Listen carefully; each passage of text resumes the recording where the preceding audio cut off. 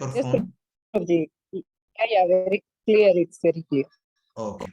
Thank you very much. Thank you very much to one and all for joining. So, in the previous classes, we discussed about different divisions and subdivisions of the Bhumandala.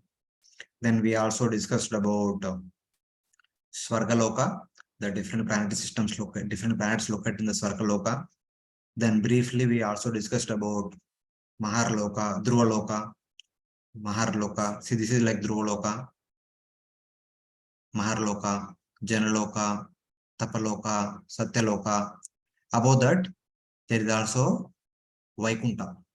This Vaikunta is the abode of the Manvantara Avatara. Whoever is the Manvantara Avatara for that Manvantara period, he stays there. So in that way, we discussed about all these things.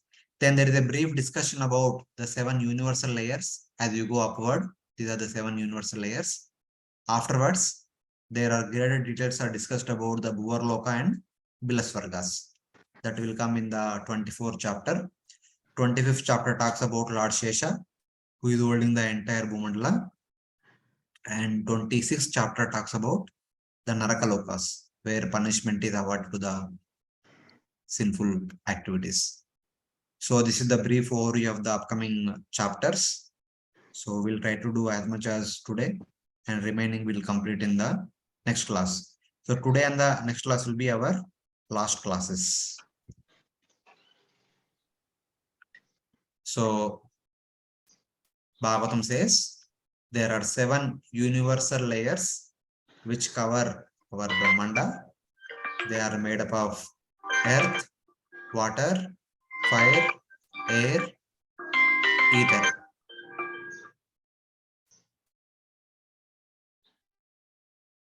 Okay. The 5 layers are made up of 5 gross elements: earth, water, fire, air, ether. 6th one is made up of Ahankara. 7th one is made up of Mahatattva. Each layer is said to be 10 times wider than the previous layer. And in the Bhagavatam, in some places, Bhagavatam says that there are 8 layers. Adding Pradhana to the above 7, there is the 8th layer also. Some say there are 10 layers. By dividing Pradhana into 3 different modes, Tamas, Rajas, Sattva, there are total 10 layers. 7 layers plus 8th, 9th, and 10th. So like that, we can say either 7 layers are there or 8 or 10 layers. Eta Dandam Visheshakyam Krama Vruddher Dashottaray Toyadibir Parivrittam Pradhane Bahi. So Pradhana is surrounding all the 7 layers at the outermost layer. So then Pradhana is considered to be the 8th layer. If you go into details of the Pradhana, which has 3 modes, the 3 modes will make 3 layers. Like that, it becomes 10. That is the understanding of 8 or 10 layers. The universal globe is surrounded by layers of elements such as water, each 10 times thicker than the previous layer, covered by a layer of Prakriti on the outside. Within the universe are the variety of planets, which are Lord's universal form. So this is from 3rd canto, 26th chapter.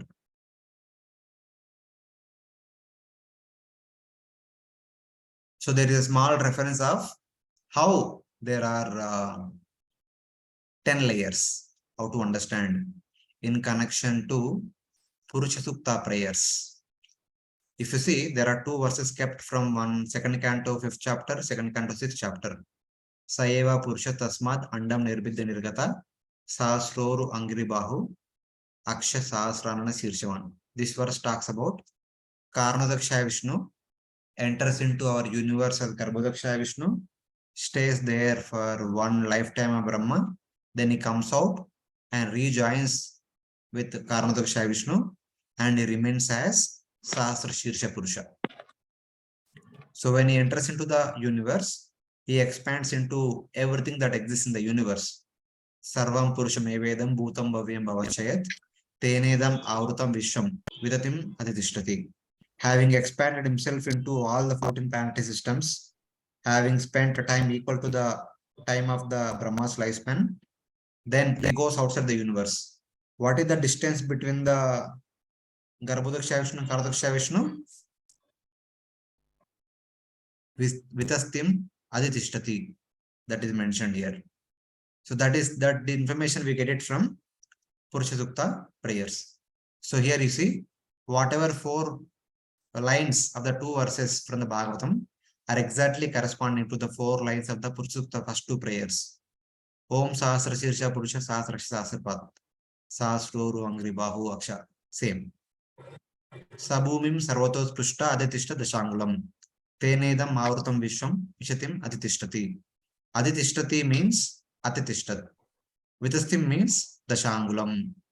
The distance between Garbhodaksha Vishnu and Karmadaksha Vishnu is Dasha Angulam, the 10 fingers.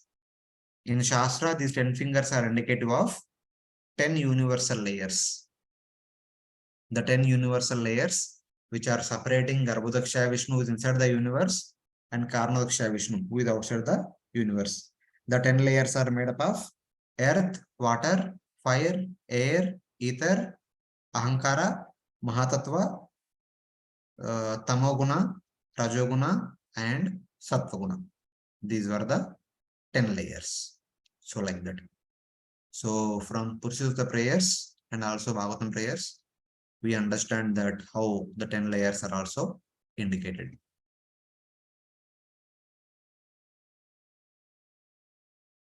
So these are the universal layers.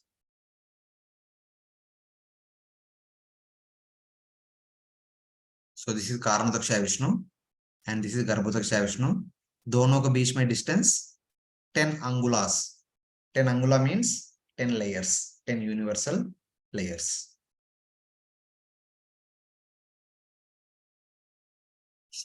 Here also we see, here is Garbhodaksha Vishnu, here is Karmadaksha Vishnu. There should be 10 layers in between. So this is our universe. Inside the universal shell, the dimension of the universe is 500 million yojanas. The thickness of the first layer is 500 this side and 500 this side. Dono side, its width is same, 500 plus 500. The next layer is 10 times thicker than the first layer. This is 500.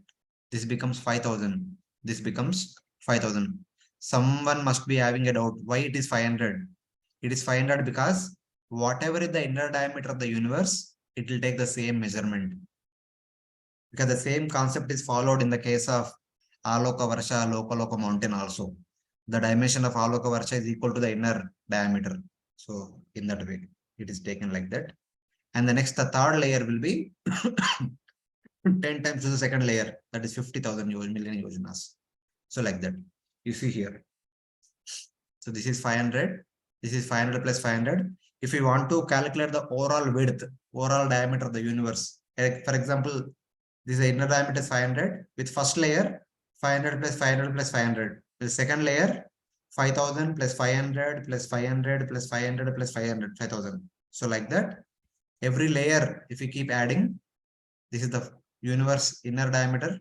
This is the first layer, both the sides. Second layer, both the sides. Third layer, both the sides. Fourth layer, both the sides. Fifth layer, both the sides. Sixth layer, both the sides. Seventh layer, both the sides. Eighth layer, both the sides. Ninth layer, 10th layer, both the sides. Adding all these numbers, we get this number, which is almost approximately equal to 1.111 into 10 to the power of 12 million yojanas, or 10 to the power of 18 yojanas. Million means 10 to the power of 6. 6 plus 12 is 18. 10 to the power of 18 yojanas is the overall diameter of the universe in which we are living. That is the size of the universe. So after crossing that Pradhana layer, the Pradhana layer, it can go all the way up to here to here. Where the blue portion is there, that is all like Pradhana layer. You can take the blue portion to be the Pradhana layer. After that starts Brahmajyoti. This is all Brahmajyoti. This entire area is Brahmajyoti. Brahmajyoti is the area located between the coverings of the universe and the Vaikuntha lokas. On one side of the Brahmajyoti, we have coverings of the universe. On the other side of the Brahmajyoti, we have Vaikuntha lokas. Tataha parastat, matlab after the 7th or 10th layer of the universal covering, there comes Yogeshwara Gatim, the destination of the great Jnanis and Yogis. That is Sayujya Brahma, the Brahmajyoti. Vishuddham, it is said to be pure. Vishuddham, Udaharanti, it is said to be the purest place. So it is like that. After crossing this Brahmajyoti area, if one goes further, there comes unlimited Vaikuntha lokas. Vishnu Purana says the Vaikuntha lokas begin 10 million yojanas above the 7th or 8th universal coverings. So some rough estimation they are given. After that, the Vaikuntha lokas begin. Like that, it is mentioned.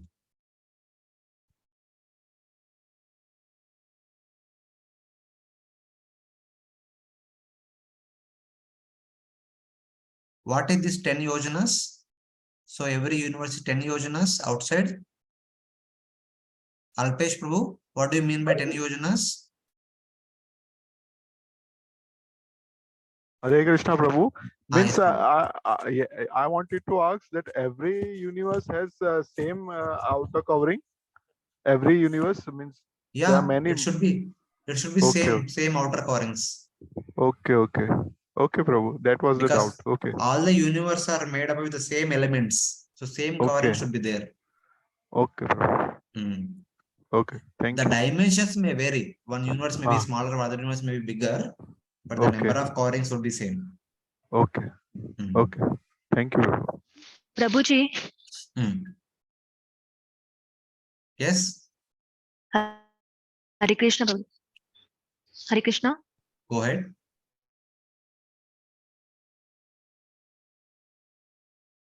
Your voice is not audible. There are many universes. Right now, Prabhu. Can you hear me now, Prabhuji? Now I can hear you. So, Prabhuji, there are many universes and one Karanadaksha Vishnu. So, how come all the universe are kept in at the same distance of 10 fingers? You said they are equidistant. I mean, the distance between the Garbhodaksha Vishnu and the Karanadaksha Vishnu is 10 fingers. 10 fingers is symbolic. 10 fingers is the symbolic. Yeah. So all the universe are like equidistant, like 10 fingers away from this every universe Vishnu. is every universe is separated by 10 layers. 10 layers, 10 layers. 10 layers. Okay. So 10 layers, and after every layers there is a Karanadaksha Vishnu. But still, I think I don't understand how it is placed. Like, see, so don't worry about at what distance each and every universe is located. Basically, there are 7 layers are fixed: earth, water, fire, ether, ahankara, matatva. Afterwards, there is pradhana layer. So based on the size of the universe, the pradhana layer also expands accordingly. Our universe inner diameter is 500 million yojanas. There could be some other universe whose inner diameter would be 5,000 million yojanas. Then accordingly, pradhana layer ka dimension to bada hoga na. Okay. Right. So then it can be far from Mahavishnu. Right, understood then. Right. Pradhan layer diameter is different for each and every universe. Because the inner diameter varies, pradhan layer diameter also varies accordingly. Right. Then it is possible. Thank you. Audible, Prabhuji? Yes, Prabhu. Yeah, am I audible? Little louder if possible to speak. Am I audible, Prabhuji? Okay, but your voice is very low. Okay, maybe I'm using a Bluetooth, that is it. Prabhuji, I didn't understand the blue covering of that, Karno Dakshina Vishnu. You said it's a Pradhana or something? Sorry, can you repeat? Prabhuji, I didn't understand this blue covering after the universe where Karno Dakshina Vishnu is lying. This is actually Karna ocean. This is the ocean. That's why they put in blue color. Okay. So Lord is lying on the ocean, and from there he creates all the universes. All the universes are floating in this ocean.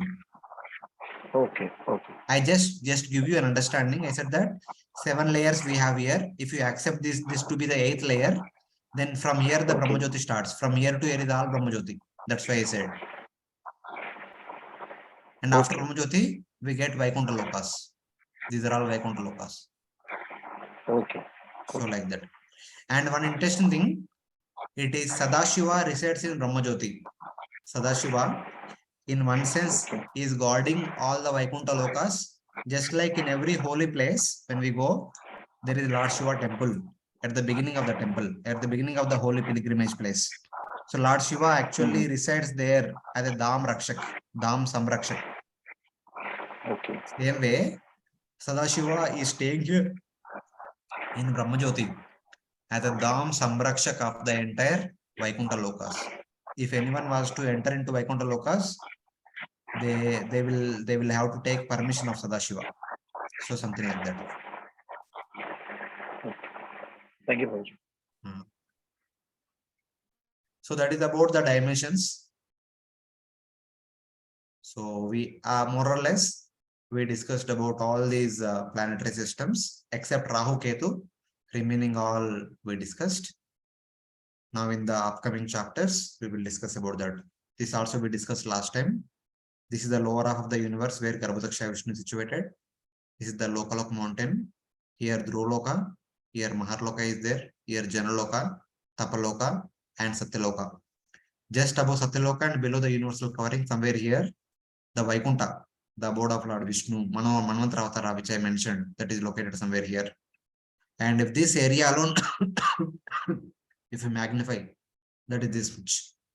Here we have Dhruloka, Saptarishi Mandal, and then Shani, Guru, Mangala, then Buddha, Shukra, Nakshatras, Moon, Sun, Rahu and Ketu, Bhumandala, beneath the Bhumandala Sapta, lower 7 planetary systems, etc. Now we will discuss about Rahu and Ketu and 7 lower planetary systems in the upcoming slides. So now let us enter into chapter 24, description of the Bhuvar-loka.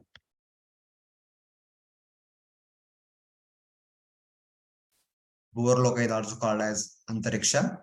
It is the sky located between the heavenly sphere and the earthly area and heaven. वो दोनों के बीच में जो जगह है उसको we can call it as Antariksha or Bhuvar-loka. Prabhupada translates as outer space. Dyav aprutviyor antarena nabo valayasya te antarenantariksham tad ubaya samidam. This is called Antariksham, and it is connecting, joining the both heaven and the earth, Sargaloka and the Bhuloka. Its width is 2 lakh yojanas, joining both of them. It is a place of enjoyment for Yakshas, Rakshasas, Gandharvas, Apsaras. All these different people reside here for their enjoyment. Antariksha extends downward as far as the wind blows and the clouds float in the sky. So when it is said above the surface of the Bhumandala all the way up to Sargaloka, it is Bhuvar-loka. So when Bhuvar-loka is starting from our point of view, from Bhumandala's point of view, as long as the wind blows, as long as the clouds float, as long as the birds fly, till that area, the atmosphere belongs to Bhuloka. Afterwards, where we can't find any air with which we are familiar, the birds can't fly, and the clouds can't form. That area, that is where the Bhuvar-loka starts. Maybe some distance we can take. Currently, in modern day understanding, the flights are traveling at height of 9 kilometers. 9,000 meters height में वो travel करते हैं और उससे double distance ले लो. Even the flights are traveling above the clouds. They don't travel below the clouds. They go above the clouds and travel. So say same, like for example 10 kilometers. Our 10 kilometer lega to approximately 20 kilometers is also 2 yojanas. So we can take some 10 yojanas or 50 yojanas would be belonging to the Bhumandala. The remaining all out of the 2 lakh yojanas remain belonging to Bhuvar-loka. Yavad Vayu Pravati, Yavan Mega Upalabhayante. As long as the Vayu wind flows, as long as the clouds float, that belongs to Bhumandala. Afterwards, Bhuvar-loka starts. And in Bhuvar-loka, as we try to measure who is there with respect to sun, as you go from sun downward below, the first one comes is Rahu. Rahu is situated 10,000 yojanas below the sun. He also moves like one of the nakshatras. Rahu, son of Simika, the most abominable asura. He is the son of Simika. He is the most abominable asura. Simika married Vipachiti and they gave birth to 1 Rahu and 100 Ketus. So Rahu stays in the Rahu Graha, 100 Ketus stay in the Ketu Graha. So Brahma made Rahu and 100 Ketus as 2 rulers of the 2 planets. Because in the Samudra Manthan episode, they drank nectar. Because they drank nectar, they became Amara. So Brahma, okay, anyway they have become Amara. So give them 2 planets. Because they were given 2 planets, their planets became known as Rahu Graha and Ketu Graha. Since then, the both of them are situated in those 2 planets. They'll continue to be there in that 2 planets till the end of the current Manvantara. Afterwards, somebody else will come and be situated in those 2 planets. It's like that. Because while they were drinking the nectar, sun and moon identified that they are not the Devata, they are Asuras. So they became angry with sun and moon. Because later on, Mohini Murti cut off their heads. That's why they express their envy by covering sunshine on the dark moon day. On Amavasya day, either Rahu or Ketu cause solar eclipse. And the Paurnami night, they cause lunar eclipse. So that is known as eclipse. They actually cut the rays of the sun or the moon that are coming to us, which are actually very auspicious, very good for us. During the eclipse time, what we get is only the Rahu rays or Ketu rays, which are not at all good for us. That's why culturally in India, all of us follow that. During the eclipse time, we don't perform any activities. We don't go out of the home only. We stay inside the home and chanting the holy names of the Lord. Otherwise, day-to-day activities we don't perform during the eclipse time. And especially the pregnant ladies are advised not at all come out of their home. It is not at all good for the baby in the womb. So that is the understanding. Because that time the entire atmosphere is surcharged with Rahu or Ketu, their bad influence. That's why we are not supposed to be exposed to Rahu or Ketu. It is said like that. We try to follow as much as possible. Obstructing the sun and moon, Rahu or Ketu attacks them on the full moon night and dark moon day. So full moon night, it causes lunar eclipse. Dark moon day, it causes solar eclipse. On these days, they create an obstacle to full moon and dark moon or sun for those looking from the earth. Hearing of Rahu's or Ketu's attack through the praying devatas, as soon as Rahu attacks or Rahu covers the sunlight or moonlight, sunlight during the daytime, moonlight during the nighttime, all the other devatas pray to Lord Vishnu. Then Lord Vishnu releases Sudarshan Chakra. The Sudarshan Chakra comes close to Rahu. Unable to tolerate the heat of Sudarshan Chakra, so Rahu or Ketu leaves the covered sun or moon and goes away. So that entire process will take 1 muhurta. So to cover, it takes 1 muhurta, and after Sudarshan Chakra comes to uncover also, it takes 1 muhurta. So in the meantime, we can say 1 more muhurta. So like that, 2 to 4 muhurtas eclipse can be there in generally. And people call it as eclipse. Uparagam vadanti. In Sanskrit, eclipse means Uparagam or Grahan. Grahan we bolte. Because of either precise or imprecise alignment, there are full or partial eclipses on these days. Sometimes there is full eclipse, sometimes there is partial eclipse also. Not necessarily every time there is a full eclipse. So because eclipse means the sun, moon, earth, and Rahu or Ketu, one of the two, should come in the same alignment. If in the alignment there is thoda niche upar alignment hoga to there will be partial eclipse. So after Rahu and Ketu, as we go a little bit below, there comes the abode of Siddha, Charanas and Vidyadharas. And these people are naturally endowed with mystic powers. They travel easily from one place to other place without the aid of airplanes. In heaven, everyone has one airplane, but Siddhacharana Vidyadharas, even without airplane, they can move from one place to other place very easily. They are perfectly endowed with all the variety of mystic powers, and they are located 10,000 yojanas below the location of Rahu. And then as you go downward, there comes the abode of Yakshas, Rakshasas, and also the abode of Bhuta, Preta, Pishashas. They are also located somewhere below, and their height is 100 yojanas from the Bhumandala. As you go upward, 100 yojanas, we get to the abode of Yakshas, Rakshasas, and Bhuta, Preta, Pishashas. And starting from Bhuta, Preta, Pishashas, as you go downward 100 yojanas, there comes the Bhumandala. So Bhumandala's upper limit extends as high as the swans, hawks, eagles, and similar large birds, which are the transformation of earth, can fly. Any of the earthly bird, to whatever extent they can fly, that entire area belongs to Bhumandala, above which everything belongs to Bhuvar-loka. So that is the understanding.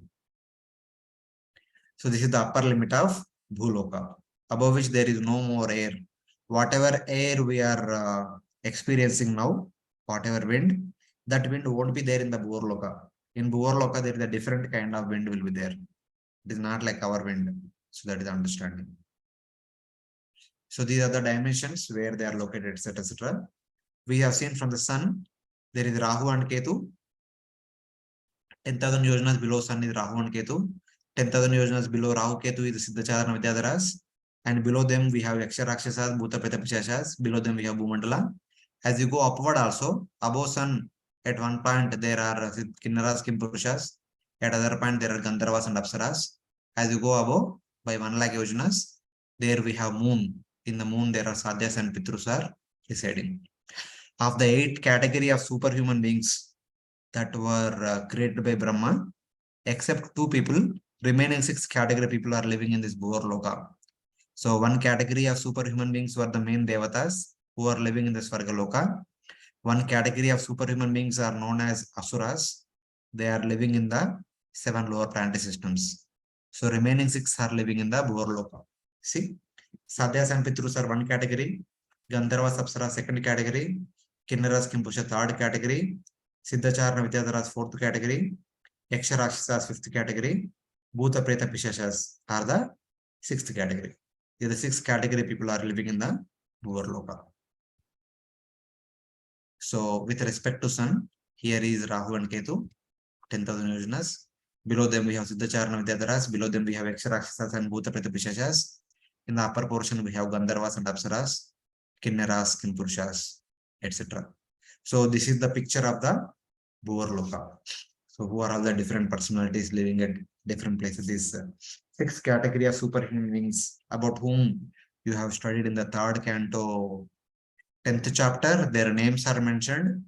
3rd canto, 20th chapter, how they were created is also mentioned. So these are all located here. What was the limit of Jatayu to fly? So that I don't know till what extent Jatayu flies. Prabhuji, can you hear me? Yes.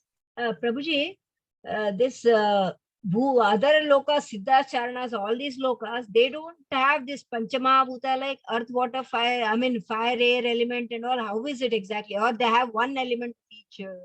No. They also have the same 24 elements only. Same elements. The same elements, but some elements are more in proportion, some elements are less in proportion. For example, we are living in the Bhuloka. In our physical body, the earth element is more. earth and water elements are more. Mm. As you go upper and upper, the subtle elements become more prominent than the gross elements. That is understood. So there is no other loka in which only one element is there, other four are not there. No, not like that. Like everywhere, all the way up to Brahma, everyone's body is made up of 24 elements. Only proportion is different. Thank you, Prabhuji. Hare Krishna. Haribol, Prabhuji. Prabhuji. Prabhuji, how come bhutas are superior to human beings here? Yeah, they are superhuman beings. They have mystic siddhis also. Okay. Okay, Prabhuji. Thank you, Prabhuji. They are superior in the sense. So for us, our understanding of bhutas is a ghost. When somebody dies untimely, they become ghost, like that we say. So we say that they are condemned, they are not respected, they trouble us, like that. So that may be here. But in the Bhuvar-loka, the bhutas are like they are powerful people. Here superior in the sense of may not be in the consciousness, but in the sense of physical power, mystic siddhis. From that point of view, they are superior. So what contribution they have, Prabhuji, bhutas and pretas? Why not? They have their respective services. If you read Ramayana and Mahabharata, they also take part in all the different battles. दैवासुर संग्राम होता है ना, उसमें वो भी भाग लेते हैं कभी-कभी. Okay. So उनका अपना अपना है रहता है. Okay. Thank you, Prabhuji. हाँ. So they are not asuras. They are not calculated as asuras. Not asuras, but sometimes if they are supporting asuras in the battle, so they can be counted as asuras in that sense. Okay. Thank you, Prabhuji. But they are the entities in the mode of ignorance. They are not highly elevated conscious beings. Their consciousness is lower only. So, Prabhuji, in that case, yes, Prabhuji, you continue. Mataji, you can speak. Yeah, Prabhuji, in that case, the thing you had said, can you hear me, Prabhuji? Yes. So in that case, we understand that as you had said that in Pitru-loka, already Pitrus are they are the residents of Pitru-loka, and our ancestors sometimes they go and visit as the Pitrus. So that is applicable for this loka also, bhutas and pretatmas. If they want to become, they'll go. That as we study in the Bhagavad Gita, you remember? Yanti deva, vrata deva, pitrun yanti, pitrun vrata, bhutan yanti, bhuteja. Yanti madhya. It's the same thing, right? The same thing. They are the residents. Yeah, okay. Principle is same. Those who want to become associated with Krishna, they need to practice bhakti. Those who want to go to Devaloka, they need to practice accordingly. Those who want to go to Pitruloka, there is a procedure. Those who want to go to Bhuta Preta Pishashaloka, they are Bhutan Yanti Bhuchidya. They need to worship Bhutas, Bhutanath, Kalabhairava. They'll go to Bhutaloka. They'll become Bhuta. Thank you, Prabhuji. Wherever one wants to go, there is sadhana. Even if somebody wants to become Gandharva or Apsara, there is sadhana. If one want to become Kinnaras, Kimpurusha, there is sadhana. For everything, there is a sadhana. Whoever practices that particular sadhana, they will become that in the next life. But if one doesn't practice any sadhana, Prabhuji, who? They don't believe in all this lokas, anything, then what they will become? If they don't practice any sadhana, and they don't believe in all these things, we go to this loka, that loka, there's no such thing as loka or anything. So what they will be, what the soul will become? How? According to karma, wherever one is supposed to go, they have to go. No need to go all the way above. See, the simple understanding is that karma principle acts like this. So throughout our life, how many rice grains we have eaten up? I mean, some crores of rice grains we have eaten up. Yeah. So one rice plant can give at max 100 rice grains. So whatever number of rice grains we have eaten up, divide that by 100. That many times one has to take birth as a rice plant. So ये करते time निकल जाएगा. So ऐसा karma is so stringent. It does not leave anybody just like that. Achha. If one does not take to any sadhana, karma, jnana, yoga or bhakti, so one need to go through normal karma principle. Whatever we have taken, we have to pay back. We may say that I have gone to general stores, I paid money, or supermarket, I paid money and purchased rice, dal, and etc. Okay, जो दाल shop में से लेके आने के लिए हमने पैसा दिया, तो उनको बनाने वाला भगवान का सृष्टि का पैसा कौन दिया? उसको तो पैसा भरना पड़ेगा. So the ऋण is always there. ऋण चुकना पड़ेगा हमेशा. Yes, ऋण तो चुकना पड़ेगा. So that is only we can do by becoming the rice grain. So only for devotees they become the yogis, they become free from that because they offer it to the Lord and then accept. They offer the remnants of the Lord's Mahaprasad. So they don't have any run. So it's like that. Thank you. Thank you, Prabhuji.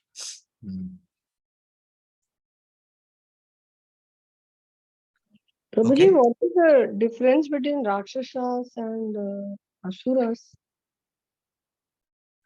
Rakshasas are human flesh eaters. They can be called as cannibals. Asuras are, fair, good-looking gentleman type only, but self-centered, egoistic, etc. So the best example is Hapne Ramayan Pada.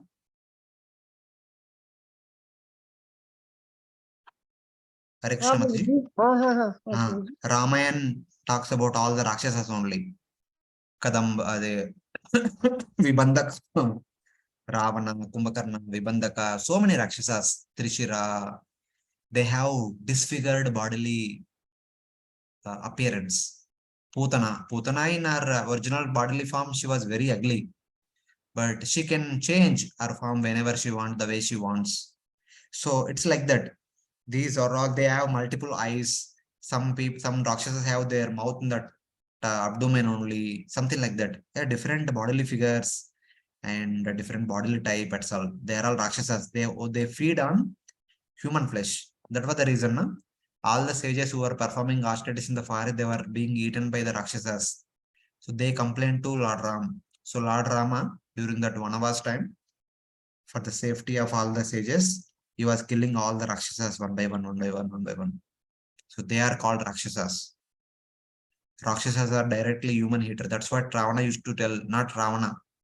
Ravana is also Rakshasa. He used to tell that if you don't submit, I will have you for my breakfast tomorrow morning. So it's like that. Asuras are not the man-eaters, but they are egoistic, self-centric, and they are power maniacs. They wanted power. They want to dethrone Indra. They want to get power. Hiranyaksha, Hiranyakashipu, they are asuric in nature. So it is like that. They are atheistic and asuric. That is the difference we can understand from Shastra.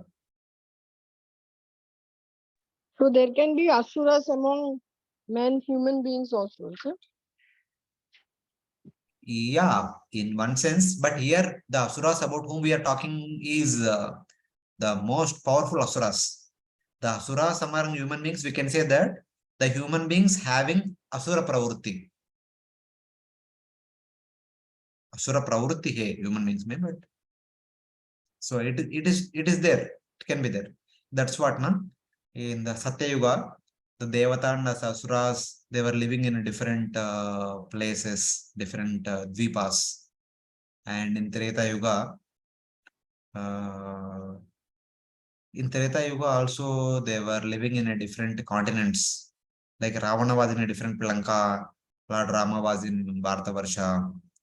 In Dwapara Yuga, they born in a different family.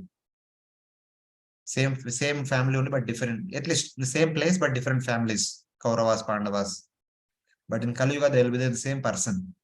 Within us only, there is Asuric mentality also and Daiva mentality also. So Daiva Asura Sampatti Vibhaga Yoga, as we study in the 16th chapter of Bhagavad Gita. Within each one of us, there is some Asuric mentality also there.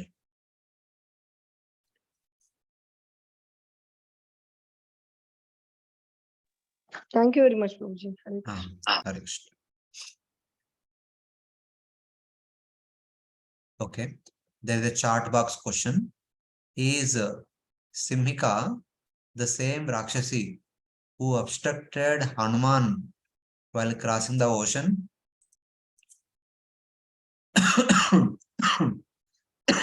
Yeah, maybe same. I don't know the complete details. So Bhagavatam 6 canto, her name comes. So I took from there. Simika married Puruchitya, whatever his name, and they begot 101 sons.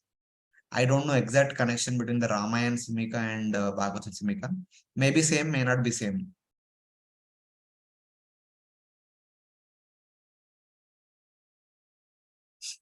Okay. Anyone else have any questions regarding Bhuvar-loka?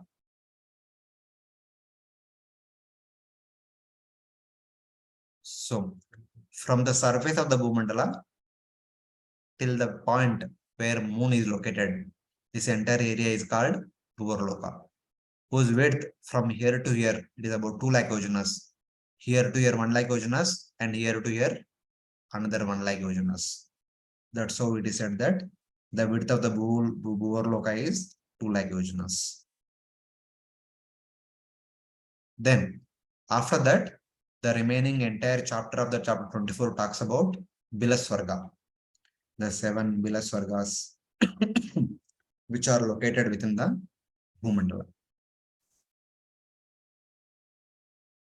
So they are located beneath the Bhumandala. The upper surface of the leaf is the Bhumandala, and inside the leaf there are 7 caves, 7 bills. Previously also we saw the picture. Avane rapi adastad sapta bhuvivara ekaikaso yojanayutantarayama vistarena upakalpate. So bhuvivara means in the hollow cavities of the Bhumandala. They are also called as netherworlds. They are located within the bowels of the Bhumandala. Their dimensions are 10,000 yojanas in length, 10,000 yojanas in width, and 10,000 yojanas in height. They are actually a cave-like structure with a 3D dimension, 3D cubical dimension of 10,000 yojanas each. That's how the details are mentioned in the Bhagavatam. And there are 7 Bila-svargas: Atala, Vitala, Sutala, Talatala, Mahatala, Rasatala, and Patala. They are the 7 lower planetary systems. Atalam, Vitalam, Sutalam, Talatalam, Mahatalam, Rasatalam, Patalam. Their dimensions are 10,000 yojanas in each direction, X, Y, Z. And there is a gap between subsequent lokas of 500 yojanas. One cavity to second cavity, there is an intermediate gap of 500 yojanas. And these 7 lower planetary systems are the abodes of Daityas and Danavas, who combined together are called as Asuras. In some places, the Nagas also residing. Nagas are the descendants of Diti. Sorry, Daityas are the descendants of Diti. Danavas are the descendants of Danu. Nagas are the descendants of Kadru, who are the 3 wives of Kashyapa. So, Kashyapa children from 3 wives are supposed to stay in these places. Daitya Danava Katraveya Grihapataya. And here, why these places are called Bila-svargas? All these places are endowed with wealth, power, bliss, and sense enjoyment greater than the Divya-svarga. The facilities that are available here in these 7 lower planetary systems seems to be superior to the facilities of main Svargaloka.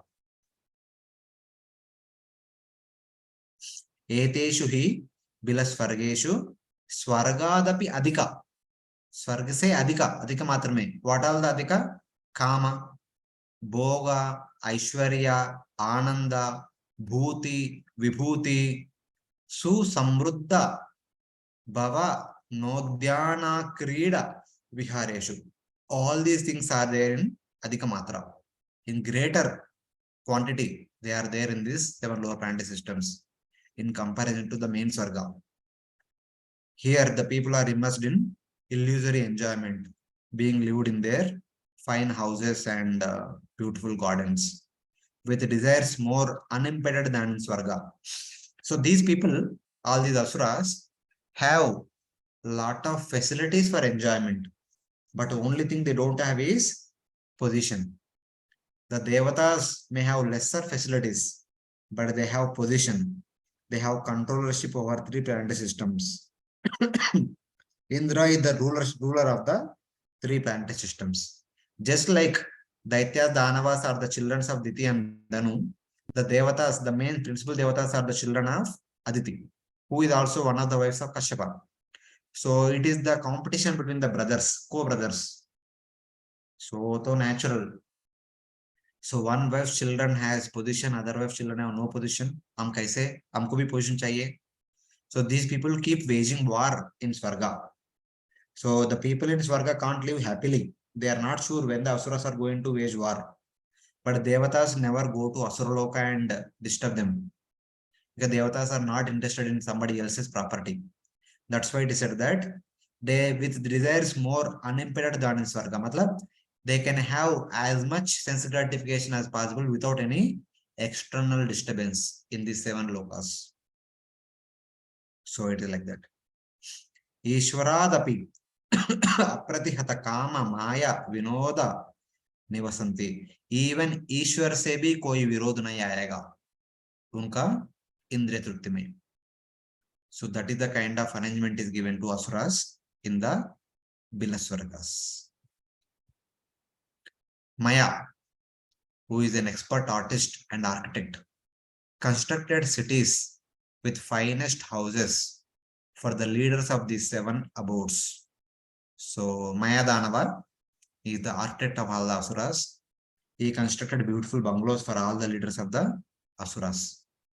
In those buildings, the Asura leaders enjoy in those beautiful gardens and lakes with the beauty of fruits and flower trees, sweet cries of the birds. All these things are there in that place. The one thing is that they don't have the fear of day and night, because day and night, week, month, year, because the sunlight does not come here. They don't have the divisions of time. Itna din pass ho gaya, itna din ye ho gaya, itna birthdays complete ho gaya. There is no such kind of worry for them. Because there is no sunlight, there is no counting of the number of days, number of months, and number of years. They can, if they want to enjoy, they can enjoy unlimitedly as long as they want. Just like Devatas have a lifespan of 1 manvantara, these Asuras also have a lifespan of 1 manvantara. If at all they keep quiet without fighting with Devatas, but without keeping quiet, if they go to fight with the Devatas, in the battle, if they are killed, they are dead. Otherwise, they can continue to live for 1 manvantara in that condition. Na bayam ahoratradibi kala vibhager upalakshate. There is no fear due to the day-night division, because they don't have day-night. The next question comes, if sunlight is not there, brightness kaise aa raha hai?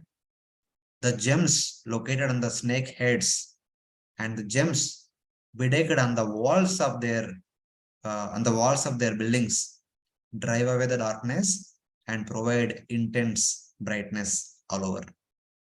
So like that. That's how they get brightness. Maha ahi pravara shiro manyaha sarvam tamaha prabha dante. So like that. And then, just like Devatas drink nectar so that they can remain until the end of 1 mantra period, these people also drink some elixirs or some juices made up of some divine herbs. By drinking these elixirs, the inhabitants do not experience anxiety, disease, foul perspiration, fatigue, old age, wrinkles, gray hair, discoloration, lack of pleasure, effects of aging caused due to bathing, drinking, and eating. All these things they do not experience. Nava eteshu vasatam divyaushadhi rasa rasayana anna pana snanadibir adayo vyadayo. Any kind of vyadi do not touch them because they are drinking all the divya aushadhi. Divya aushadhi rasa. Because of that, they remain youthful, they remain energetic, they remain healthy. That is the understanding. There is no fear of death except from Sudarshana Chakra. Because drinking this elixir, they are constantly remain youthful, powerful. They have no fear of death. Except by Vajrayuda or by Sudarshana Chakra only they can be killed. Otherwise, no ordinary weapon can kill them. They are so powerful and so strong. That is the power and strength of these asuras who are living in these 7 lower planetary systems. So these are some examples of their abodes, their buildings. Inside the buildings, the walls are built with jewels. That's why they are getting light. Somewhat like this. Somewhat like this. Some pictures. So basically, even now also in the West, especially in Europe and all, nowadays everything they are doing underground only. Underground only, they have rail tracks, underground only hotels, underground only restaurants, underground only playgrounds, everything. Even in Mumbai also, we are going to have underground metro. So underground metro, there is a metro station also underground. Metro station के अंदर सब रहेगा. Shops भी रहेगा, coffee vending machines भी रहेगा, ticket counter, ticket vending machine भी रहेगा, सब underground में रहेगा. So that means we are creating a new world underground. So like that, these Asura Lokas are also underground worlds. I think the people got inspiration from these underground world only. So wanted to construct underground extension of their cities. So like that. Hare Krishna, Prabhuji. Yes, Mataji. How do they reach here? That is, how do they become asuras and how do they cease to become asuras? When do they cease to become asuras? Icha, according to their desire. What were the 2 last verses of the 16th chapter? Lord Krishna tells me, those people who develop that asuric mentality that they don't want to serve the Lord, the too much atheistic mentality, whoever develops, and in order to become asuras also they need to follow the sadhana. They also have a sadhana to go there. That sadhana, if they follow, they come here and take birth and they become one of the powerful asuras. So it's like that.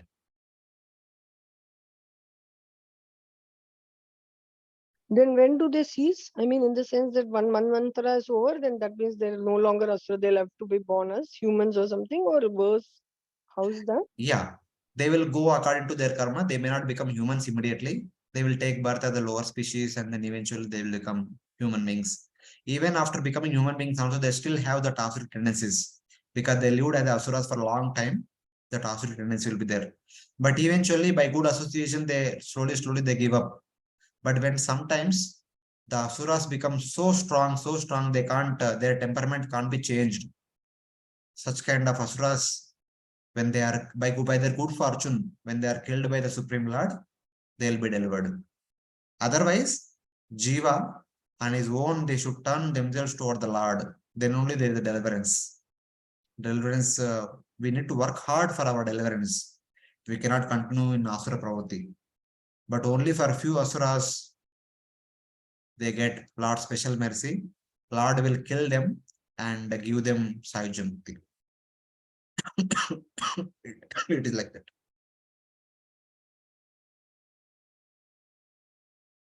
Thank you very much, Prabhuji. Anyone else have any question regarding the details talked about the general information about Bila-svargas? Next slides onwards, we will discuss about one loka, who is there in that each loka, etc.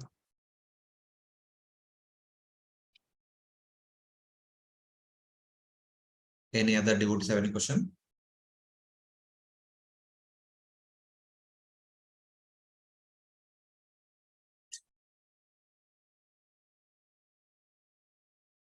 Okay. The first one of the 7 is Atala.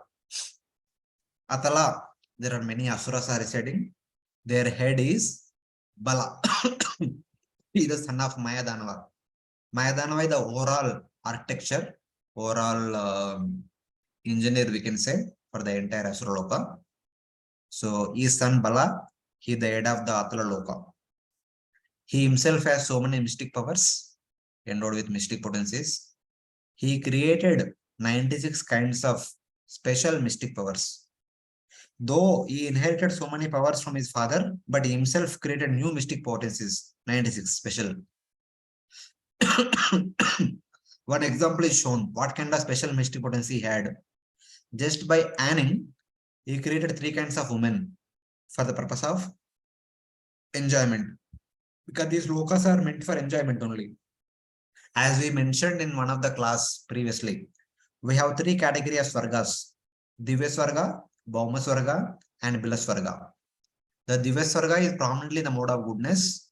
Bhuvar-loka prominently the mode of passion. Bila-svarga is prominently the mode of ignorance. So in Divya-svarga there are facilities, but the Devatas use all the facilities in the service of the Supreme Lord. In the Bhuvar-loka also they have a lot of facilities. They use all the facilities in the service of the Supreme Lord as well as for their own enjoyment also. 50-50. But in Bila-svarga, there is no concept of serving the Lord. All the facility they use only for their own enjoyment. So here is one example of that enjoyment. So for the purpose of extending their enjoyment, Bala created 3 categories of women. They are known as Swairini, Kamini and Pumshali. Swairini are those women who enjoy the men within their caste. Kamini are those women who can enjoy the men from the other caste also. And Pumshali are those women who are like fickle in enjoyment. They don't have any restriction. They can go and mix with anybody. They are the 3 categories of women were created specifically for their extending enjoyment. On the other side, these women are also into that kind of enjoyment. Bhagavatam says that whenever a new man enters into Atala-loka, as soon as a new man comes, they perform Atithi Satkar. They invite that new man, they give them Hataka drink. So by drinking that Hataka beverage, the man being intoxicated by that Hataka beverage, he feels that I am God and I am perfect. He feels that he is as strong as the 10,000 elephants, as we study in Bhagavad Gita. Ishvaroham aham bogi, siddhoham balavan sukhi. So the same mentality here, the same concept is mentioned here. By drinking that nectar, that beverage, that Hataka beverage, he feels that I am Ishvara, I am the enjoyer, and I am the perfected being, and I am supposed to enjoy. So he tries to enjoy the woman, and actually the beverage is given by the woman only who wanted to enjoy him. So like that, both are trying to enjoy each other. So this is an example of enjoyment that is available in the lower planetary systems. That's how they pass their time throughout their existence. So that is this is an example of what kind of enjoyment is available in the lower planetary systems.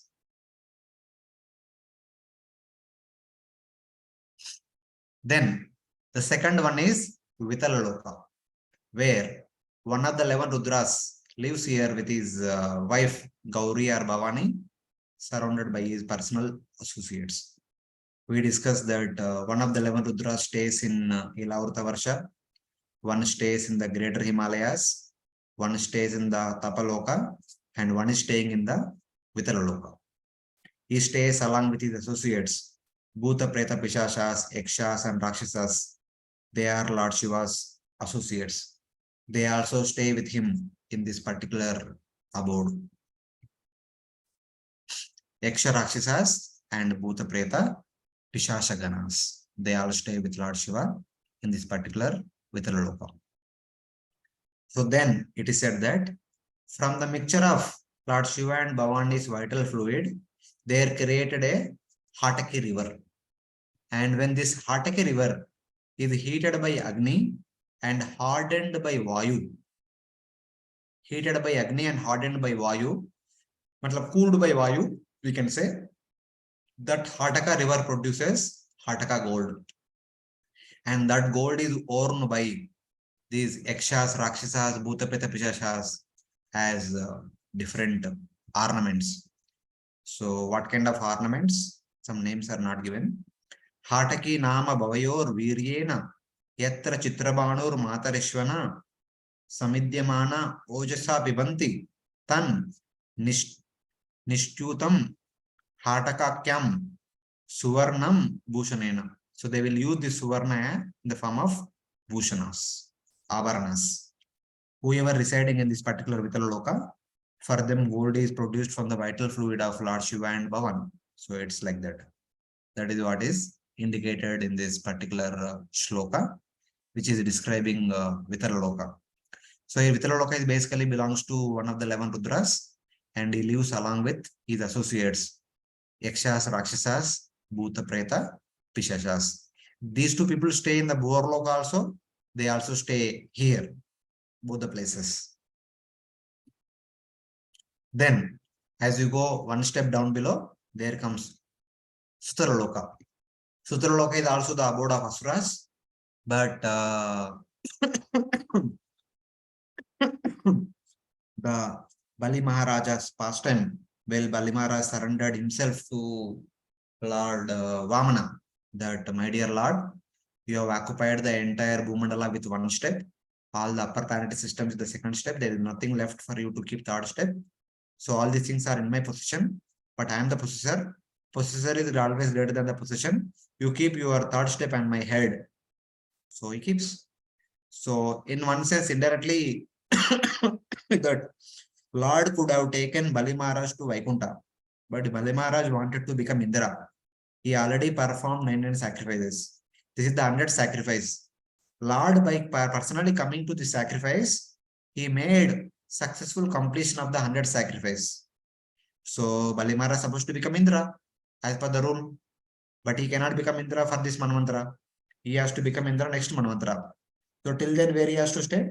So Lord told that I will construct a separate bungalow for you in the Sutaraloka. You stay there. And even though it is Asuraloka, I will personally guard your palace gate entrance so that no other Asuras will enter into your palace and contaminate your consciousness. If again they come and contaminate your consciousness, you again wage a war against Indra. अभी तक बहुत war हो गया, अभी ज़्यादा करने का नहीं. Let Indra rule over the 3 planetary system peacefully for the remaining period of the Manvantara period. So till then, you peacefully stay with more opulences than that of Swarga I'll give you. You stay in the Sutaraloka only. So like that, Lord convinced Bali Maharaj and sent him to Sutaraloka. Here, though Sutaraloka is all meant for Asuras, though Asuras are living everywhere, in one corner, a special palace was constructed by Vishwakarma, who is the architect of the Devatas, so that his abode, his palace will Prabhuji, be we are not able to hear your voice. Hare Krishna. Now also, Abhi, Hare Krishna. Now you are able to hear me? I can hear you. Yes, I can Prabhuji, also we can hear. Amit Prabhu, you just unlog and log in.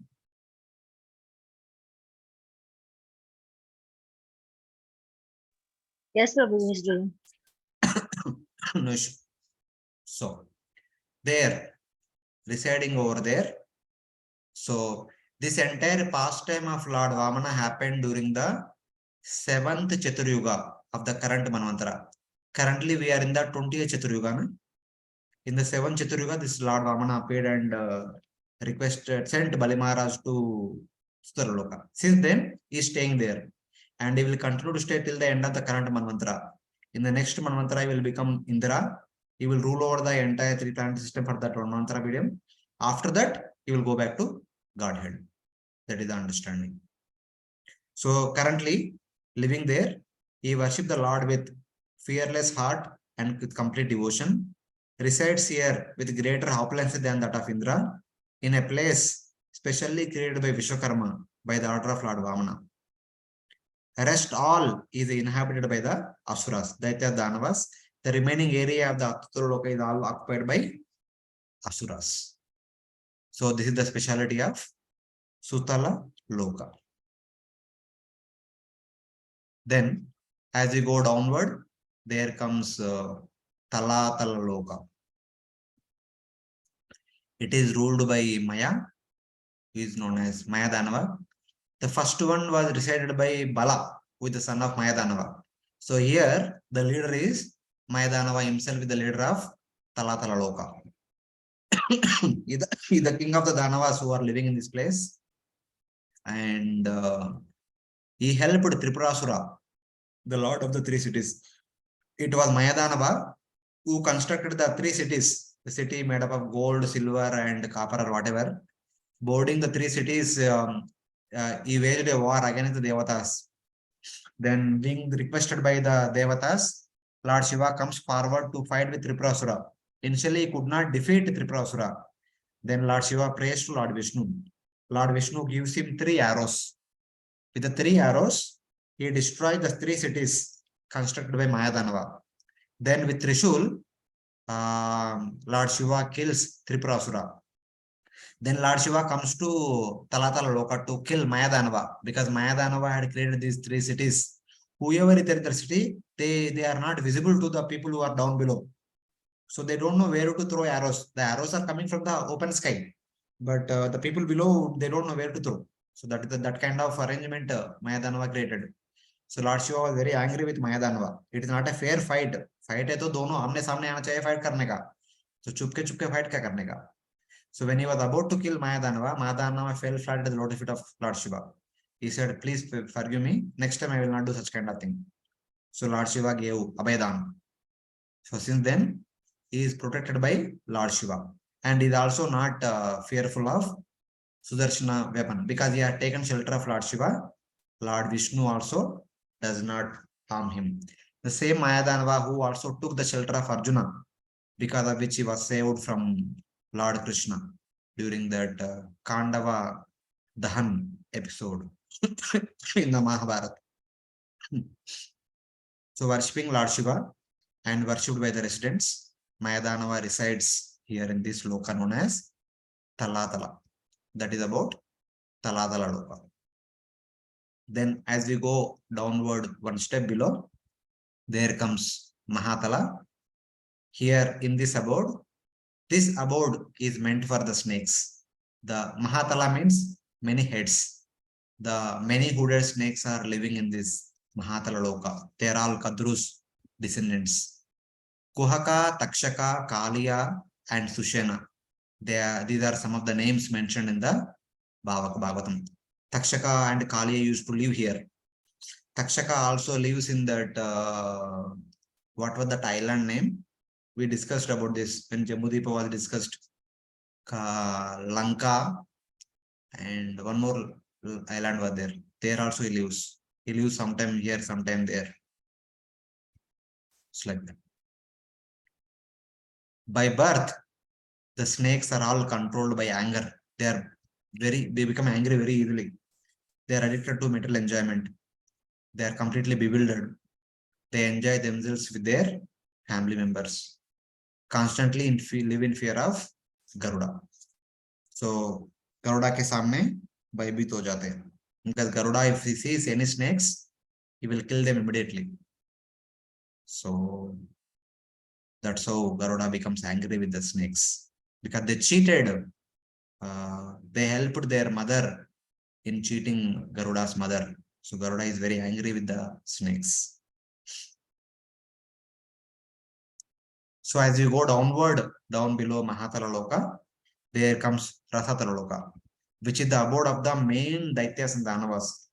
The most powerful Daityas and Danavas, for example, like that of Hiranyaksha, Hiranyakashipu and all, they are the descendants of Rasatala Loka. They actually hail from Rasatala Loka. This is the capital of the Asuras. They are also called as Panis, the descendants of Diti and Danu. In addition to Daityas and Danavas, there also lives Nivatakochas, Kalayas, Hiranyapuravasis, different category of Asuras. By birth, they are enemies of the Devatas. They reside in holes like the snakes. Their abode itself is like the hole. They are living like the snakes in these holes. From the birth, they are extremely powerful and very cruel and very angry at the Devata. They can't tolerate. How come the Devatas rule over Svarga? It should be ours. That is the mentality they possess. So like that. But they live out of fear of Sudarshan Chakra. They don't fear Indra or Chandra or Varuna Vayu, but they fear Sudarshan Chakra. Sudarshan Chakra, without looking right or left, cuts off their heads. Their mystic potency or their physical strength cannot stop Sudarshan Chakra. So like that. So this is about Rasatala Loka. Rasatala is the main capital or the main abode of the powerful Asuras. Even though upper planets like Atala, Sutala, Talatala, there also Asuras are residing. We can say that they are less powerful Asuras might be staying in those lokas. But Rasatala is the main loka. In fact, Rasatala is the abode of Hiranyaksha, Hiranyakashipu. They all hail from this place. They belong to this place. So in that way, they're associates and all. Patala. Then there comes Patala Loka. So Patala Loka is also again meant for Nagas. So Mahatala also there were many hooded serpents, and in Patala Loka also there are many hooded Nagas. Some of the names are given in the Bhagavatam are Shanka, Kulika, Mahashanka, Shweta, Dhatarashtra, Shankachuda, Kambala, Ashwatara, Devadatta. And the king of all these snakes is Vasuki. Vasuki stays in the Patala Loka. He's the head of the same Vasuki who helped in Samudra Manthan episode. He stays here in this Patala Loka. It is in this Patala Loka only Arjuna married Nagakanya, Ulupi.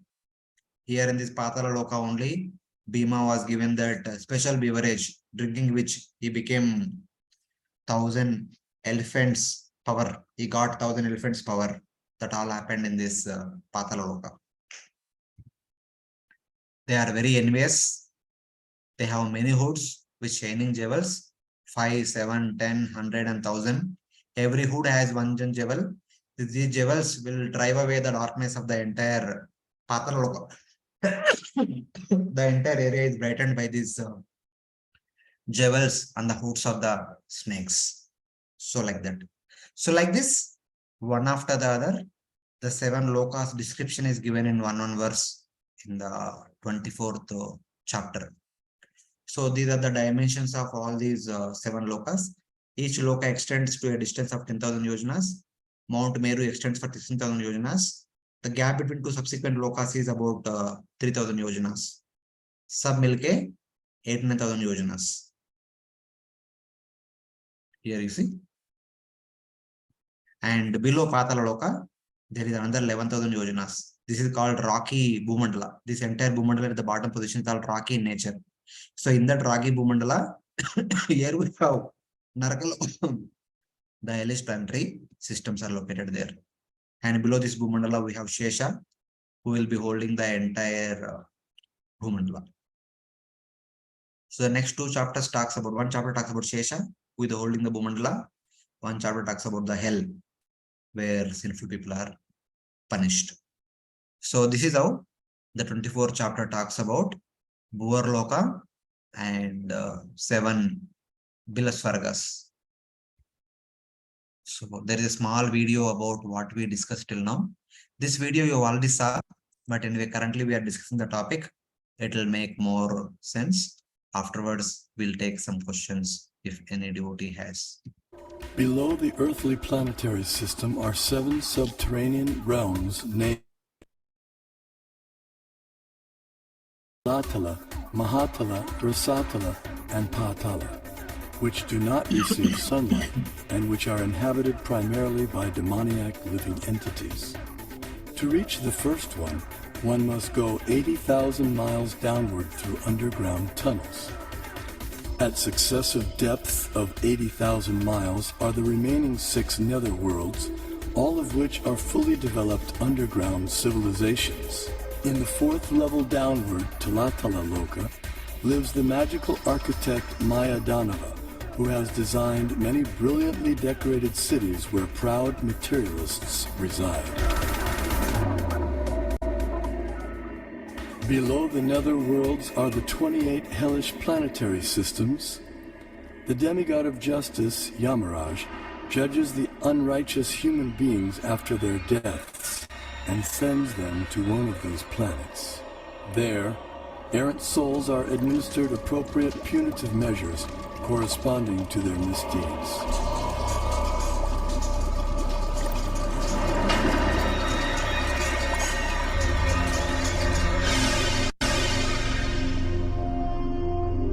The earthly and subterranean planetary systems rest upon one of the hoods of the gigantic divine serpent, Shesha. Shesha in turn is held up by the colossal transcendental tortoise, Kurma. And Kurma resides in the ocean that fills half the universe.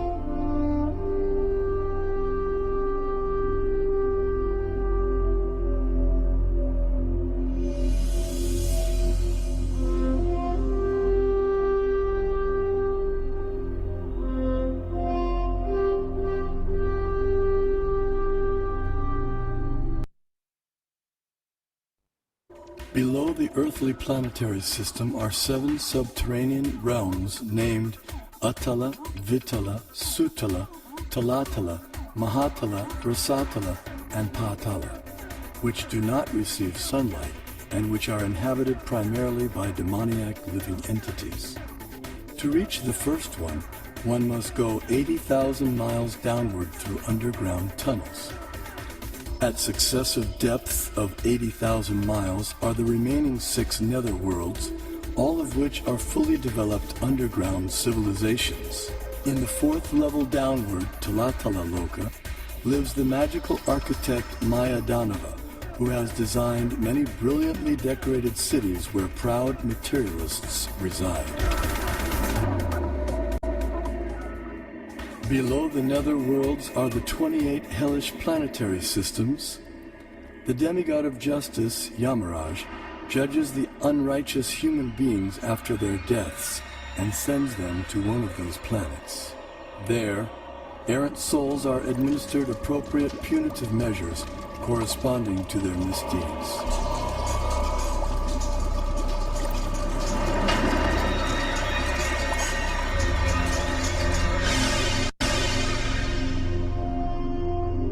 The earthly and subterranean planetary systems rest upon one of the hoods of the gigantic divine serpent, Shesha. Shesha in turn is held up by the colossal transcendental tortoise, Kurma. And Kurma resides in the ocean that fills half the universe.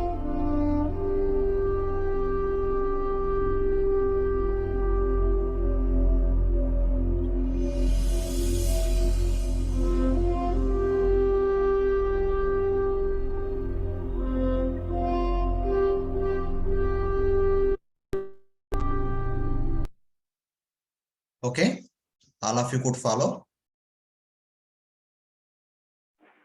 Yes, Prabhuji. Yeah, that is about these 7. So, Haribol Prabhuji. Yes. Prabhuji, so the video said that basically Yamaraj will at the time of punishment, judgment, decide the punishment. So when the punishment is given in the different hellish planets according to the previous actions, it is given to the soul. It is given to the soul with the new subtle body and gross body.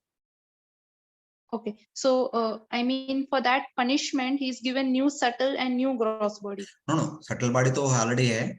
They will get a new gross body that is called Yatana Deha.